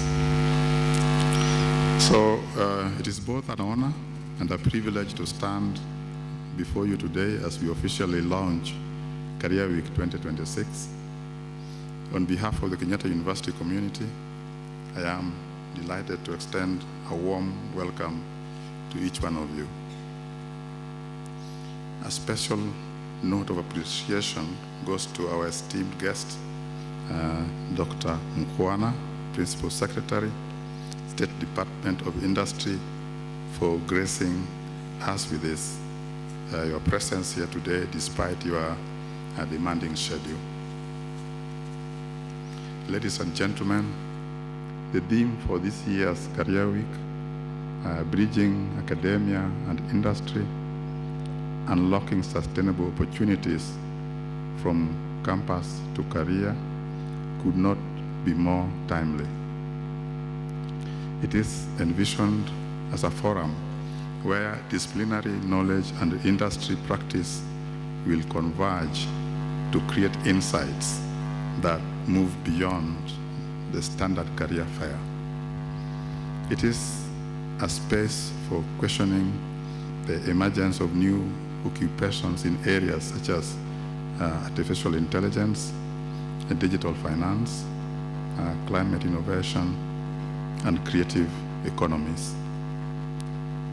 It is worthy that as a university, we consider career development as a pivotal component within the framework of our 2023-2027 strategic and vision plan. Our goal is to provide a transformative education that not only equips students with knowledge and skills, but also fosters critical thinking, creativity, and a lifelong love for learning to prepare our students to thrive in a rapidly changing world. In addition to organizing the annual Career Week, the University Center for Career Development and Mentoring Programs spearhead other initiatives to ensure that our graduates are well prepared to meet the demands of the 21st century job market. This includes career guidance and counseling, growing leaders program, coordination of attachment and internship, innovation and entrepreneurship training, and mentoring programs. Ladies and gentlemen, the 2026 Career Week Fair is designed to provide our students with valuable insights, practical skills, and real-world perspectives. From engaging human resource professionals from renowned companies, public lectures on emerging trends in the labor market, an innovation day to showcase outstanding technological and entrepreneurial novel ideas, and exhibitions by different organizations, our students are exposed to the industry and networking opportunities. In addition, our chief guest, Dr. Mukwana, Principal Secretary, State Department for Industry, has a rich repertoire of knowledge that will empower our students to become architects of their future career and professional growth.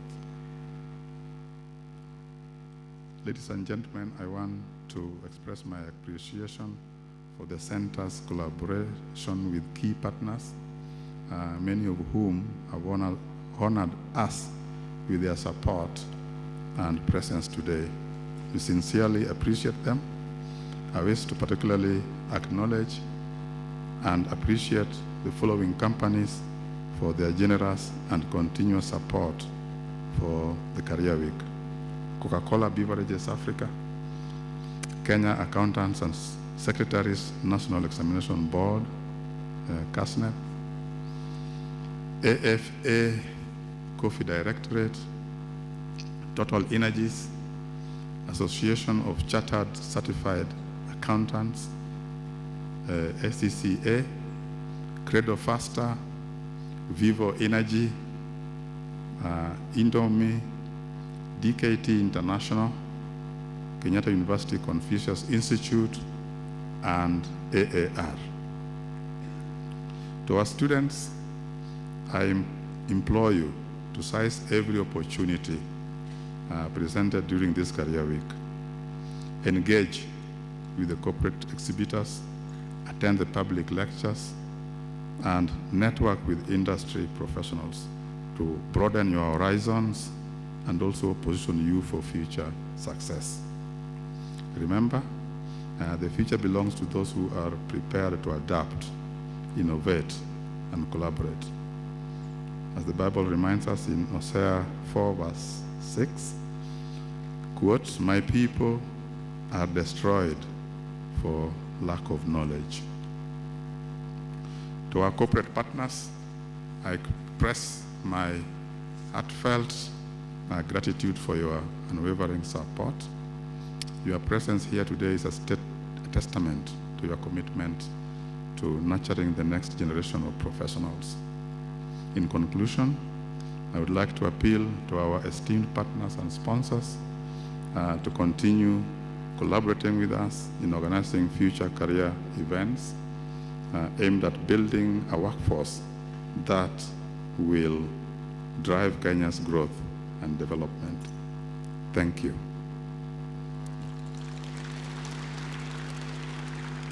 I now wish to welcome our chief guest, Dr. Juma Mukwana, the Principal Secretary, State Department for Industry, Ministry of Investment, Trade and Industry, to make his remarks. Karibu sir.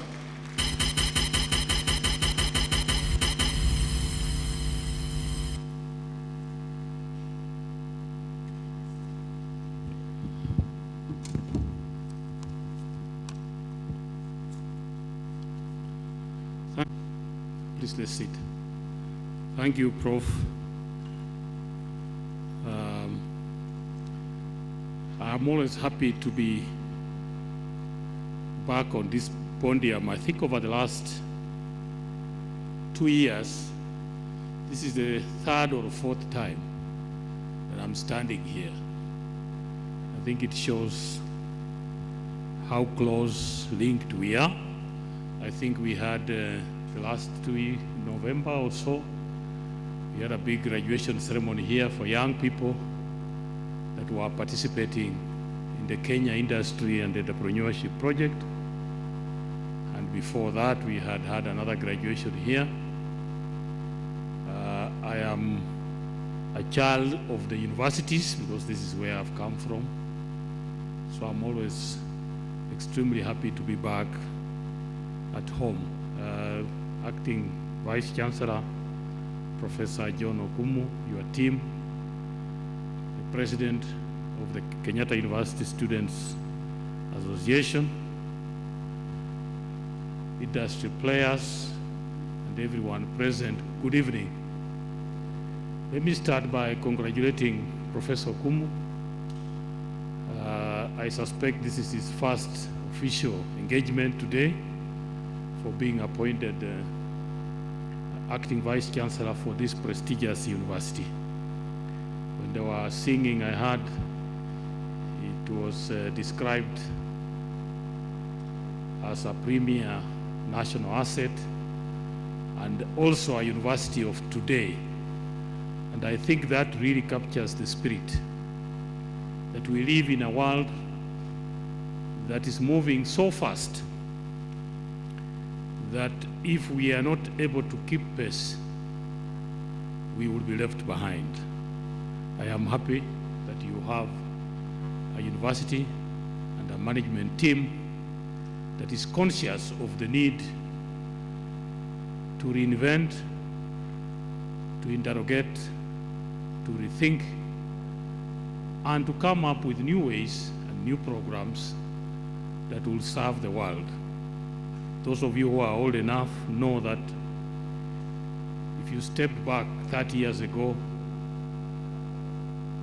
1996, some of the careers that you are pursuing here did not even exist. There were no careers in computer science, in software engineering, artificial intelligence is quite new.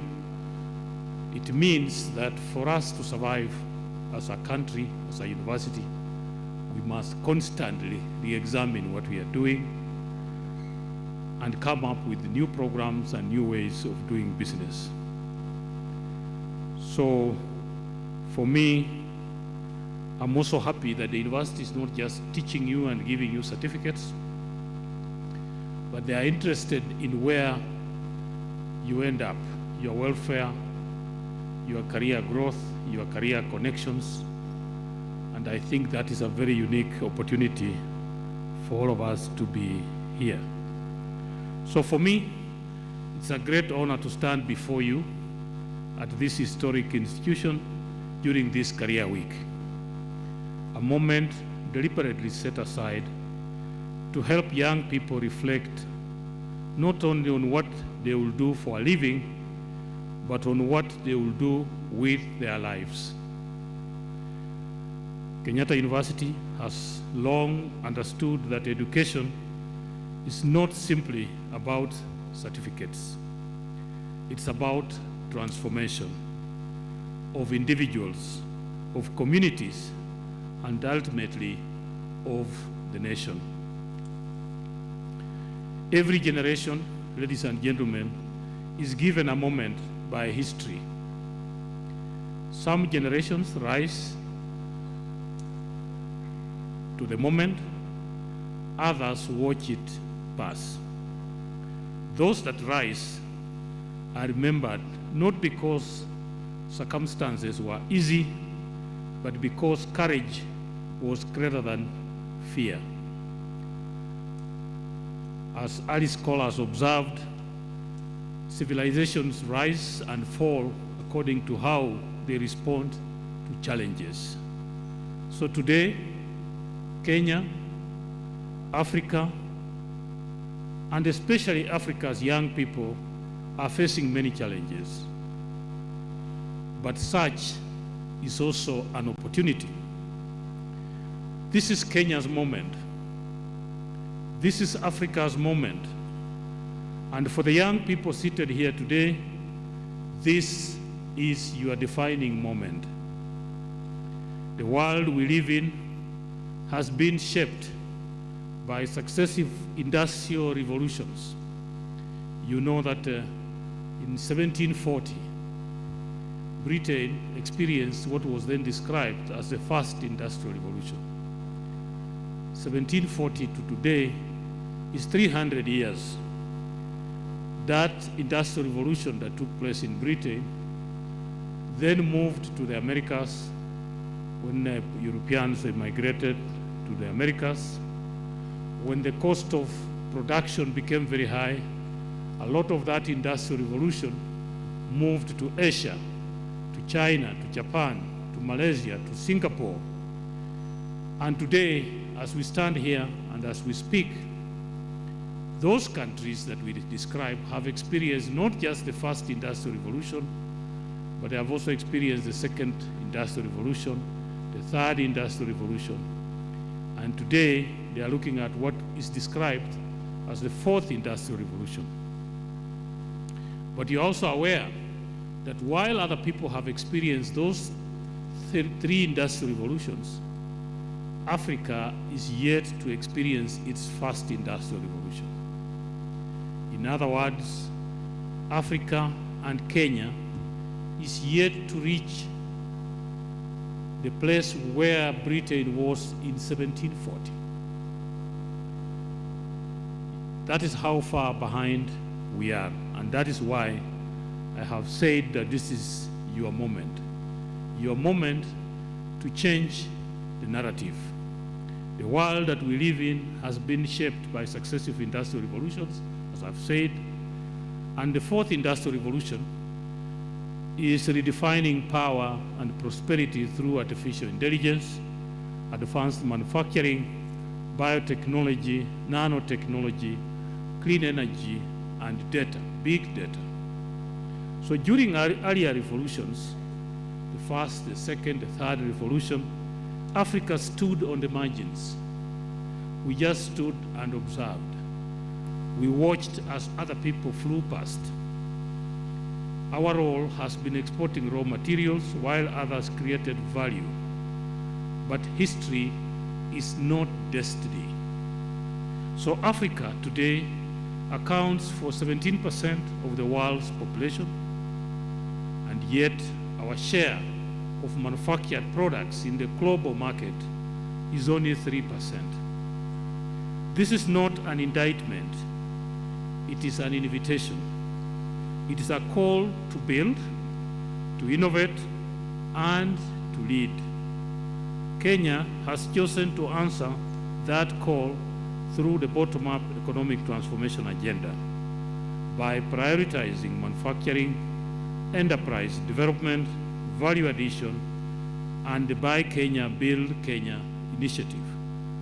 Through our special economic zones, our industrial parks, our county aggregation and industrial parks, and the digital economy agenda, Kenya is laying the foundation for competitive, inclusive industrial growth. We are demonstrating that Africa can compete and that Kenya can lead in that initiative. But no nation industrializes on policy and rhetoric. Industrialization is driven by people, by ideas, by skills, but most importantly, by courage. Universities must therefore become engines of innovation, producing creators, not job seekers. As Einstein reminded us, we cannot solve our problems with the same thinking that created them.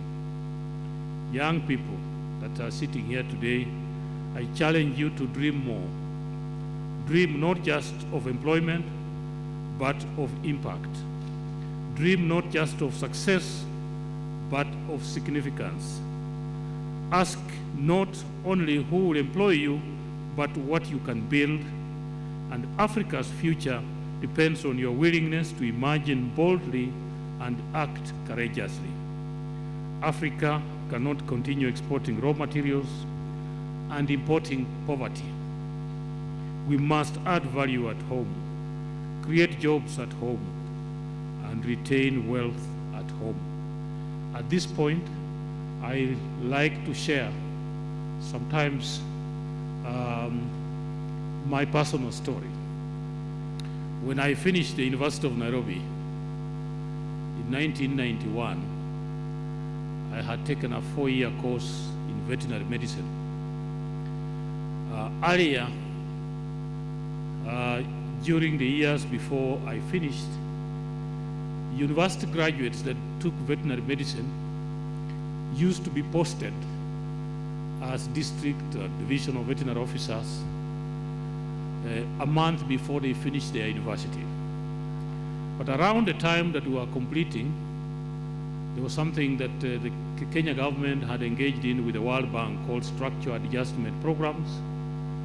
Part of that adjustment was to ask why the government was employing veterinarians to treat animals that basically were private property. So they were asking, why is the government employing people to treat animals that don't belong to government? These animals belong to individuals. So let these people who want veterinary services pay for it. So when I completed my degree,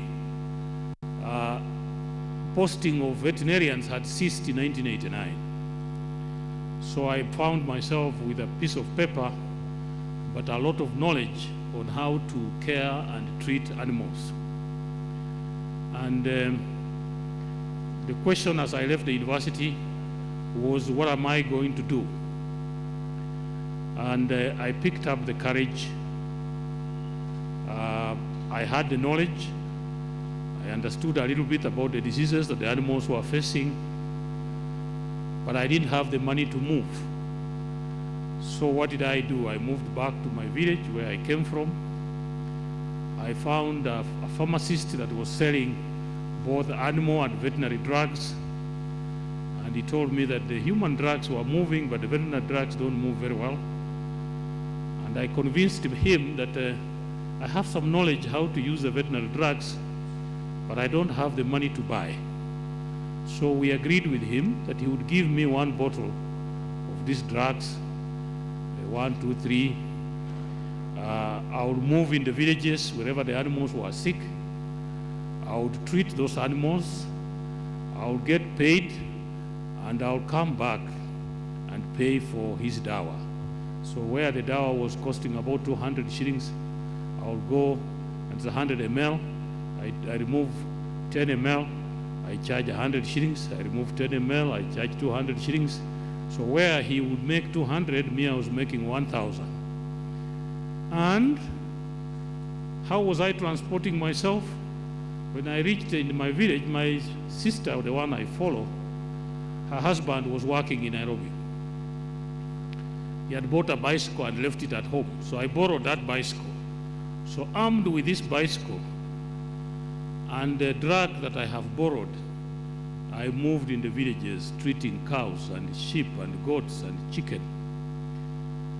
And before the end of the year, I had made enough money to open my small agrovet, and I called it Nomadic Veterinary Services.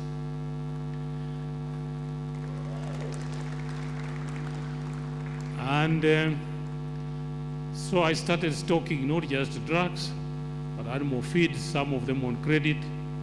Within a year or two, I had gone to the Kenya Commercial Bank. I borrowed 500,000 shillings. I bought my little stock. By the end of 1995, not only was I running an agrovet, I was also a proud owner of a pickup. I remember the number was KAA 561W. I still remember that number. And so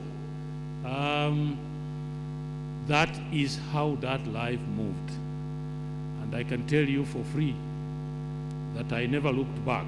So Nomadic Veterinary Services ran for many, many, many years. And to cut a long story short, today, if you go to Bungoma town, you will find a 5-storied building written Nomadic House. From that syringe and that needle, I suspect, today I'm up here, if you ask me to build that structure today, that building, I don't have the money. So what I'm trying to tell you is, my dear young brothers and sisters, do not underestimate your potential. Do not underestimate your efforts. Do not think small. Let nobody discourage you. Don't think that you are too young or too small to do business. When my mother learned, because when I opened this business, I didn't quite consult her. So when she heard that I was finished university, and instead of looking for a job, I was loitering around town. It's called loitering around town, treating cows. She was not amused. Her neighbors told her, how can you have a son who went to university, graduated, and instead of looking for a job, he has come back to the village to do foolish things. She described it as foolish things instead of doing something that would make her proud in that village. You are shaming her. How do you run around on a bicycle when other people who have finished degrees, the DOs and the DCs, are being transported in Land Rovers?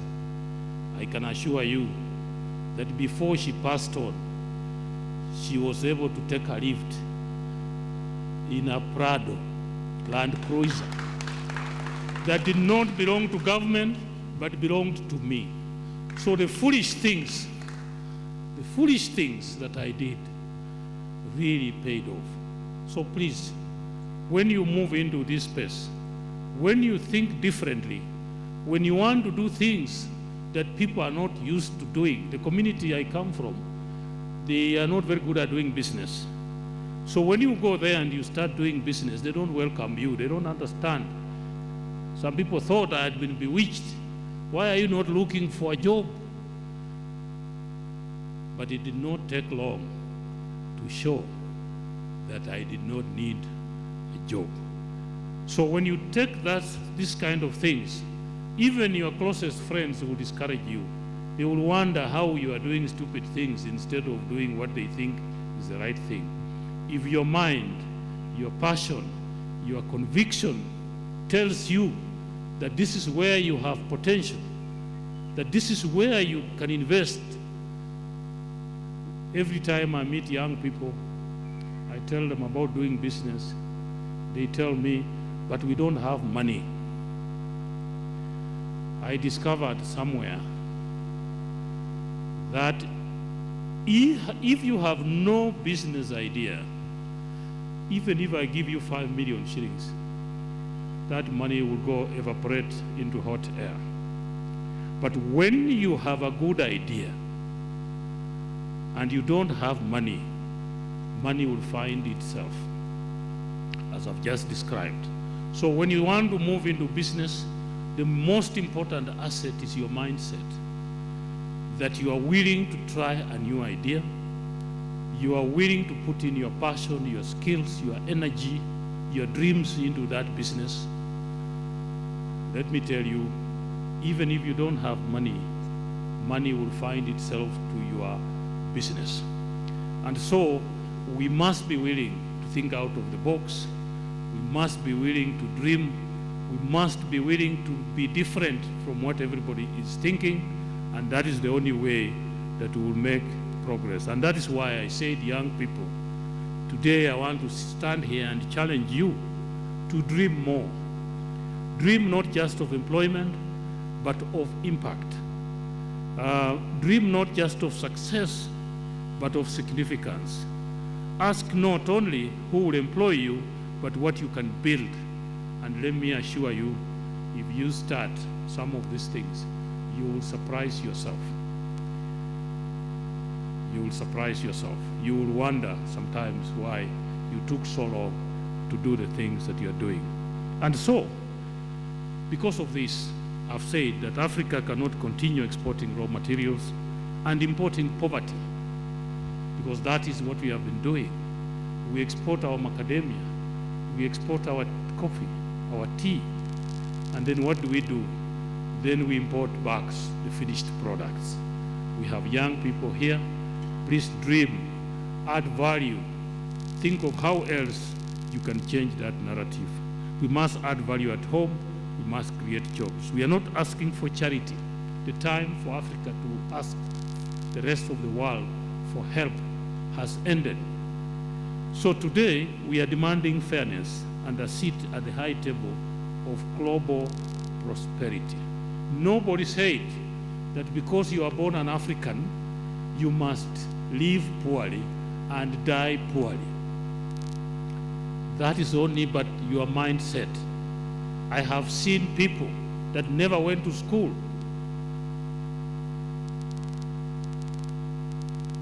that did business and succeeded. You have seen them yourselves. People that do not have the kind of knowledge, they do not have the kind of skills that you have, and yet they were able to prosper. The knowledge you have is enough for you to drive the change that you require and to move forward, not just yourself, but this country. And so, when you look around, there are enough people to inspire you. Think of something to do. As I've said, nobody said Africans must live and die poor. That is in our mind. The generation that is going to change that mindset is the generation that is sitting here. But you must be willing to try new things. You must be willing to think differently. You must be willing to be bold enough to take decisions that other people may not understand. And when you do that, the good Lord will reward your efforts. And so, my message to you today is that together, thinking differently, that we must make Kenya proud, we must make Africa proud, that will change the narrative that you have. Kenyatta University, I want to commend you for inspiring young people to think beyond limits and to believe in their power to change the world. Go out and change the world. The world is waiting for you. Today, you can sit here and make softwares across the world for other people to experience. I have seen it myself. In my household, I have two young people that have done this thing called software engineering. I found it very interesting because they did their university, they finished. Then they came home and they were disturbing me with some online courses. I didn't know what it meant, but they kept mentioning something like Udemy. They say you pay 300 shillings, 900 shillings, and for the next 2 weeks I'm learning online. I have done networking, I have done cybersecurity, I have done software engineering, and even without moving out of Kenya, I have seen them grow. I have seen them work for companies in the Silicon Savannah in the US while sitting right here in Kenya. I asked them, so are you not looking for a job? They say, which job? I already have a job. I have 3 online jobs. And they make good money. So you are in a good space and you are in a good place because technology has come in to support some of the work and some of the dreams that you may have. So as I said, I really want to commend the university for taking time not to teach you immunology, not to teach you biochemistry, but to expose you to the real world of careers, to make you meet the real world, because sometimes we stay in a system, we stay in a laboratory, we are so consumed with the work that we are doing that we forget that the world really exists. And this world is full of resources, and this world is full of money, and this money does not belong to anyone. The money that we have in the world belongs to all of us. The challenge you have is how do you get a portion of that money coming into your pocket? For that money to come to your pocket, there is something you are going to have to do. Money is not going to look for you. So as we've said, the world has trillions and trillions of money. But that money, you must create something that will encourage it to come to your pocket and not your neighbor's pocket. There's something that you are going to do that is different that will enable that money to come. So nobody says it's a criminal offense for you to make 3 trillion shillings. Even if you made 4 billion shillings, that is how the world was created.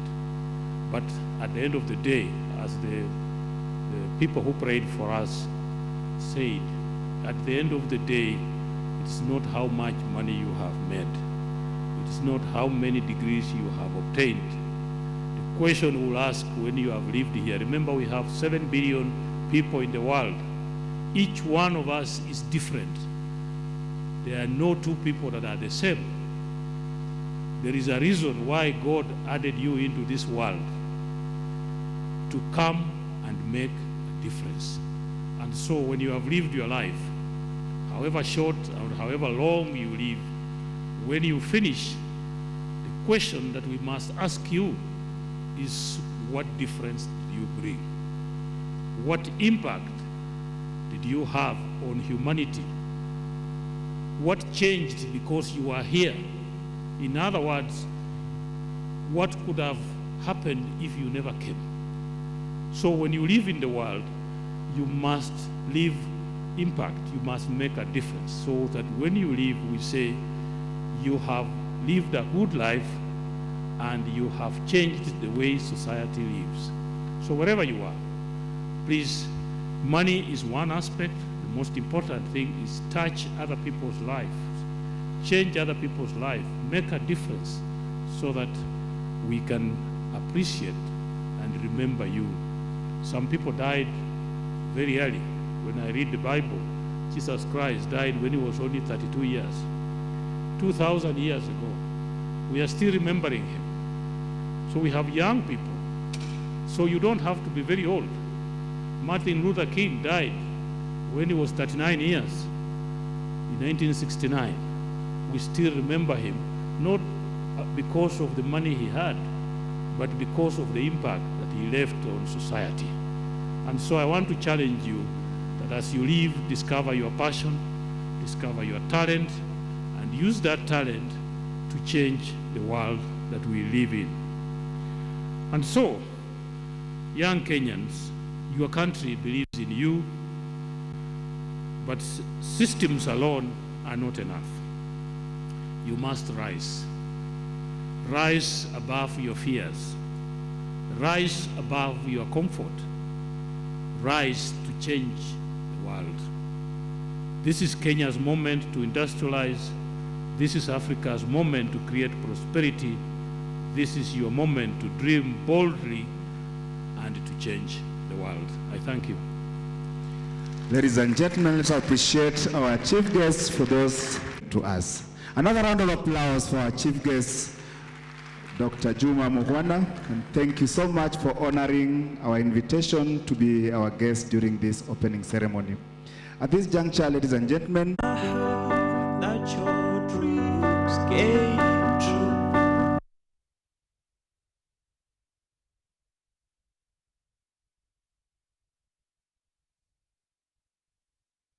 Ways, labor market expectations, and practical. That your dreams came true. Kenyatta University today rolled out the official launch of its Career Week, a program that started on Saturday and seeks to expose students to career pathways, labor market expectations, and practical skills through interaction with employers and professionals. 2026. On his first day as acting Vice-Chancellor, Professor John Okumu highlighted the university's focus on career development, stressing effort to link creativity with practical skills and equip students with the tools and opportunities needed to succeed in their professional journeys. It is envisioned as a forum where disciplinary knowledge and industry practice will converge to create insights that move beyond the standard career fair. It is a space for questioning the emergence of new occupations in areas such as artificial intelligence, digital finance, climate innovation, and creative economies. Deputy Vice-Chancellor Academics Professor Washeke Wanjohi stated that the university has implemented measures to enhance its competitiveness, noting that strategic planning has contributed to many graduates securing employment within their first year after graduation, reflecting the institution's commitment to career readiness.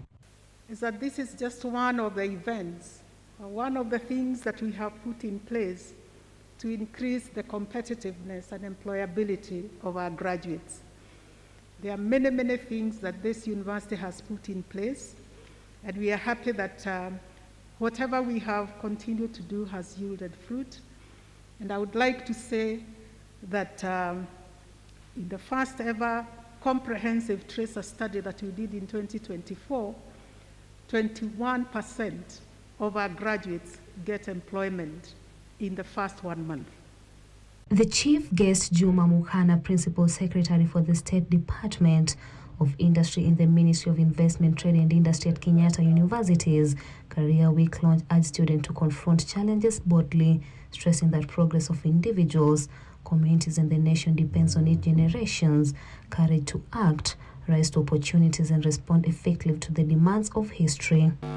Kenyatta University has long understood that education is not simply about certificates.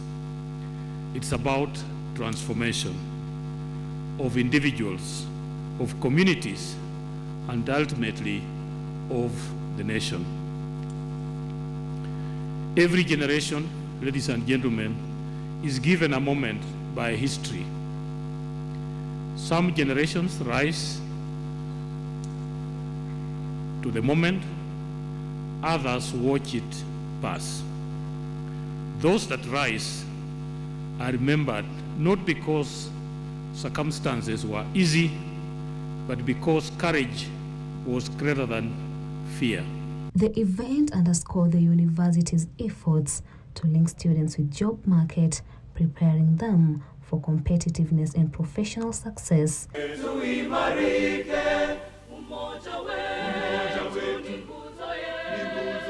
Edna Nerea, KUTV, Nairobi.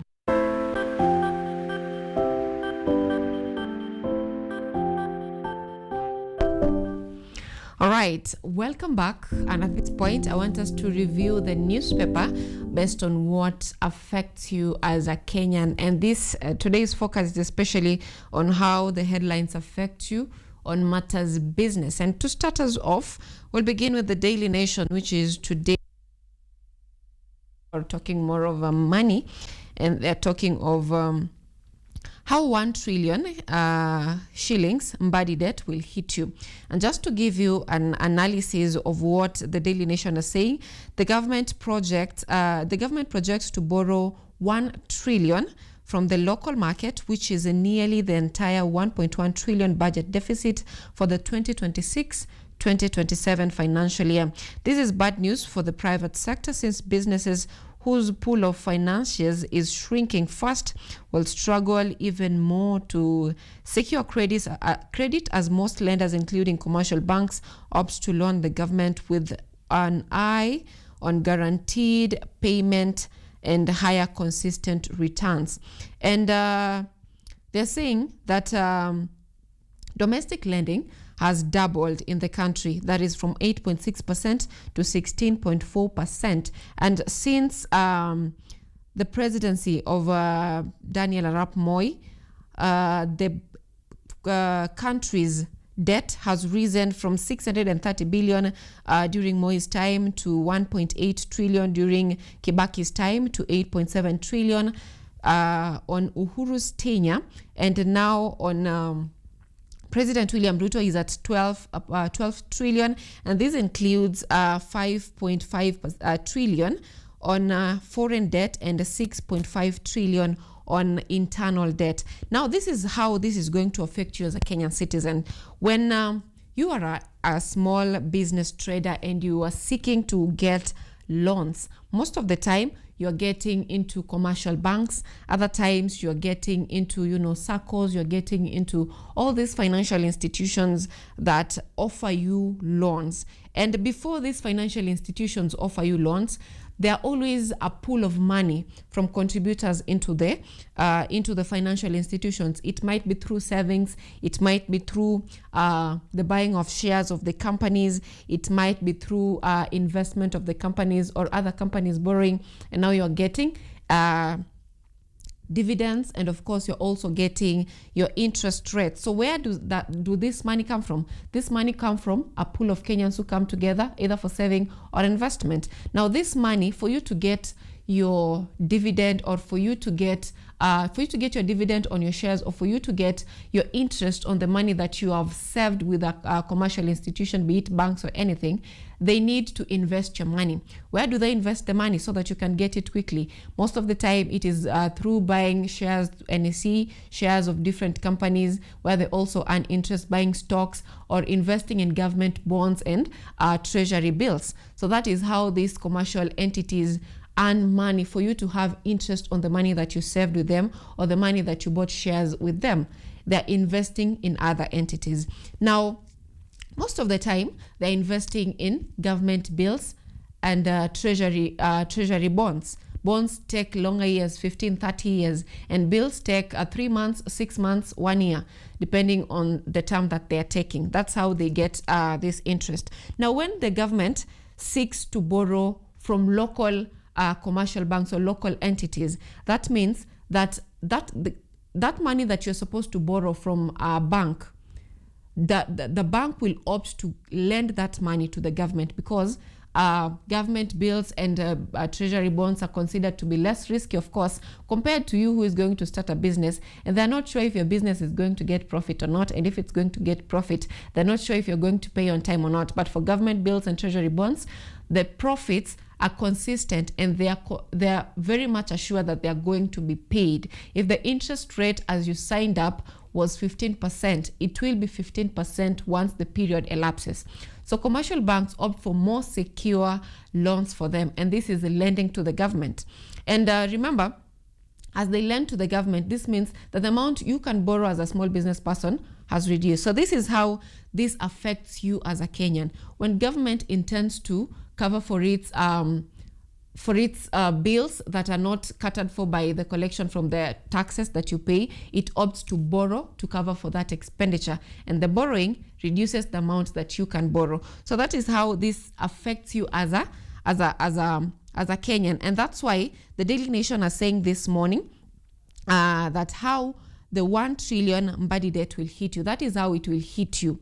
As the government borrows from local banks and lenders and all that, or as these lenders get to give their money to the government, the amount of money that you can borrow as a Kenyan citizen to fund your business is reduced. That is how that affects you as a Kenyan citizen. So that is on the Daily Nation. And of course, there are other stories, but first let's focus with the business stories that are given prominence on the papers. The next we're going to look at is the Business Daily. And they're talking of Kenya adds a new twist to Coco's network collapse. And Coco is a clean energy farm that gives clean energy to local Kenyans, providing up to 700 jobs, and with an investment of billions of shillings, even backed by the World Bank, supported by the World Bank. And through twists and turns, through legal acquisitions of licenses from the government, the company now has declared has filed for insolvency. That means it's considered bankrupt, and now it won't be in service anymore. But the new twist that they're talking about on the Business Daily, according to the Ruto's economic advisor, that is David Ndii. David Ndii say that what Coco Company is saying, that the problem is of the government. They are considered bankrupt because the government rendered them bankrupt. David is saying Coco's case is unequally multidimensional. The Paris Agreement itself, the veracity of cost of carbon credit, our investor and friendly NDC regime, and carbon market regulations, transparency of Coco's business model, diplomatic meddling. These are among the reasons that the government's economic advisor has given to be the reason why the company has failed. But there are a number of critics who have come forth saying that this is just a scheme by the government to pull out investors who are in the country, of course. And they have mentioned of licenses being denied to them, a new rule given to them, a new directive given to them for them to, register their business. And they want a bigger share of the company to remain in Kenya. So if you're critical on this, you might reason it as the government wanting to control all the carbon credit that are from the country, all the shares of carbon credit from the country by engaging in that business or venturing in that business and buying off cocoa's asset and getting into business. Others argue that the government, as it is known, we've all heard of privatization conversations going on in the country. So the government might also decide to seek a private entity to get into the business and, of course, get its share. So I don't know if this is fair or unfair to the local citizen, but either way, the cocoa company, which is a company that is focused on developing clean energy or improving the consumption of clean energy among Kenya's population, is now out of the country and has filed for insolvency. We expect to see more developing issues on the same, because the topic of climate is something that cannot be taken lightly. And this is also a time when we have had, COP events going on in different parts of the country. Kenya hosted it, and we've had conversations on how we can integrate the use of clean energy, because when this is gone, definitely those people who are using cocoa gas, some of them may not be able to get, the gas cylinders that we are using, the bigger ones, the clean energy. So some of them may be shifting to using kerosene, some of them may be shifting to using charcoal, and this in turn makes the fight to end the use of, harmful sources of energy that produce the chlorofluorocarbons to the atmosphere, destroying our ozone layer and stuff, coming to we're having a problem with solving that. And then when we look at another story that is given prominence, of course, that is still on the Business Daily, they're talking of Kenya importing more electricity from Uganda. And for the longest time, we've had Kenya import more of eggs and milk from Uganda. But right now we have Kenya importing more of electricity from Uganda. That story is also given prominence on the Business Daily. And this is in relation to this in the field of energy. Remember that the energy sector is among the sectors in the country that have most expensive shares. That is, of course, apart from NCBA and Safaricom, we have the energy sector having expensive shares in the country. I don't know if that is just true on paper and not on ground, because if we see this importation, that means that our country is not producing enough electricity for ourselves or to sustain ourselves in the country. That is on the Business Daily. Looking at another newspaper, let's take a look at the Financial Standard. And the Financial Standard are talking of how Kenya loses trillions to tax fraud.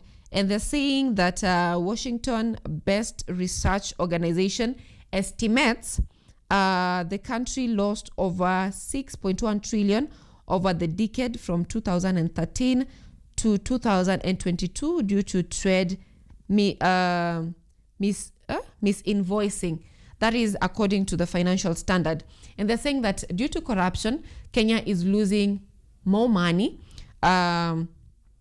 due to tax fraud. And we are having this as a systemic problem, because if it has been going on from a long time, and this is just a study from 2013 to 2022, that means it is just a short period of time. So it's a systemic problem. And then as much as we avoid talking of politics when it comes to business, it is clear that everything in the country is controlled or micromanaged by politics. So in one way or another, politics affects every aspect of our life, be it education, be it health, be it in every sector.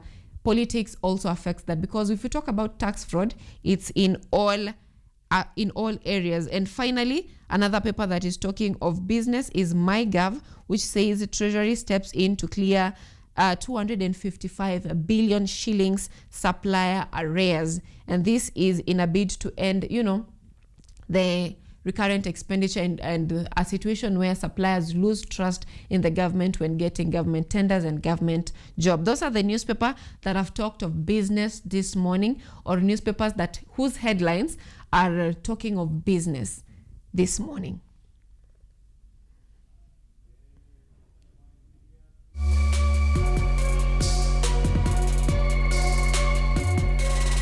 All right, now that brings us to the end of Biashara Tuesday on this third day, on this third day of February 2026. I hope to see you again next week, even as you prepare to gift your loved ones. Don't forget that you might get in trouble for sending them money bouquets, forget other gifts if you're gifting your loved ones.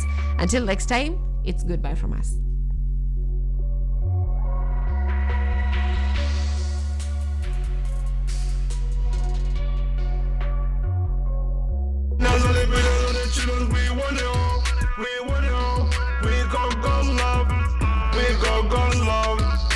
Too strong, standing tall. Yeah, my young boy just got another time again. Free up the guys before I get high again.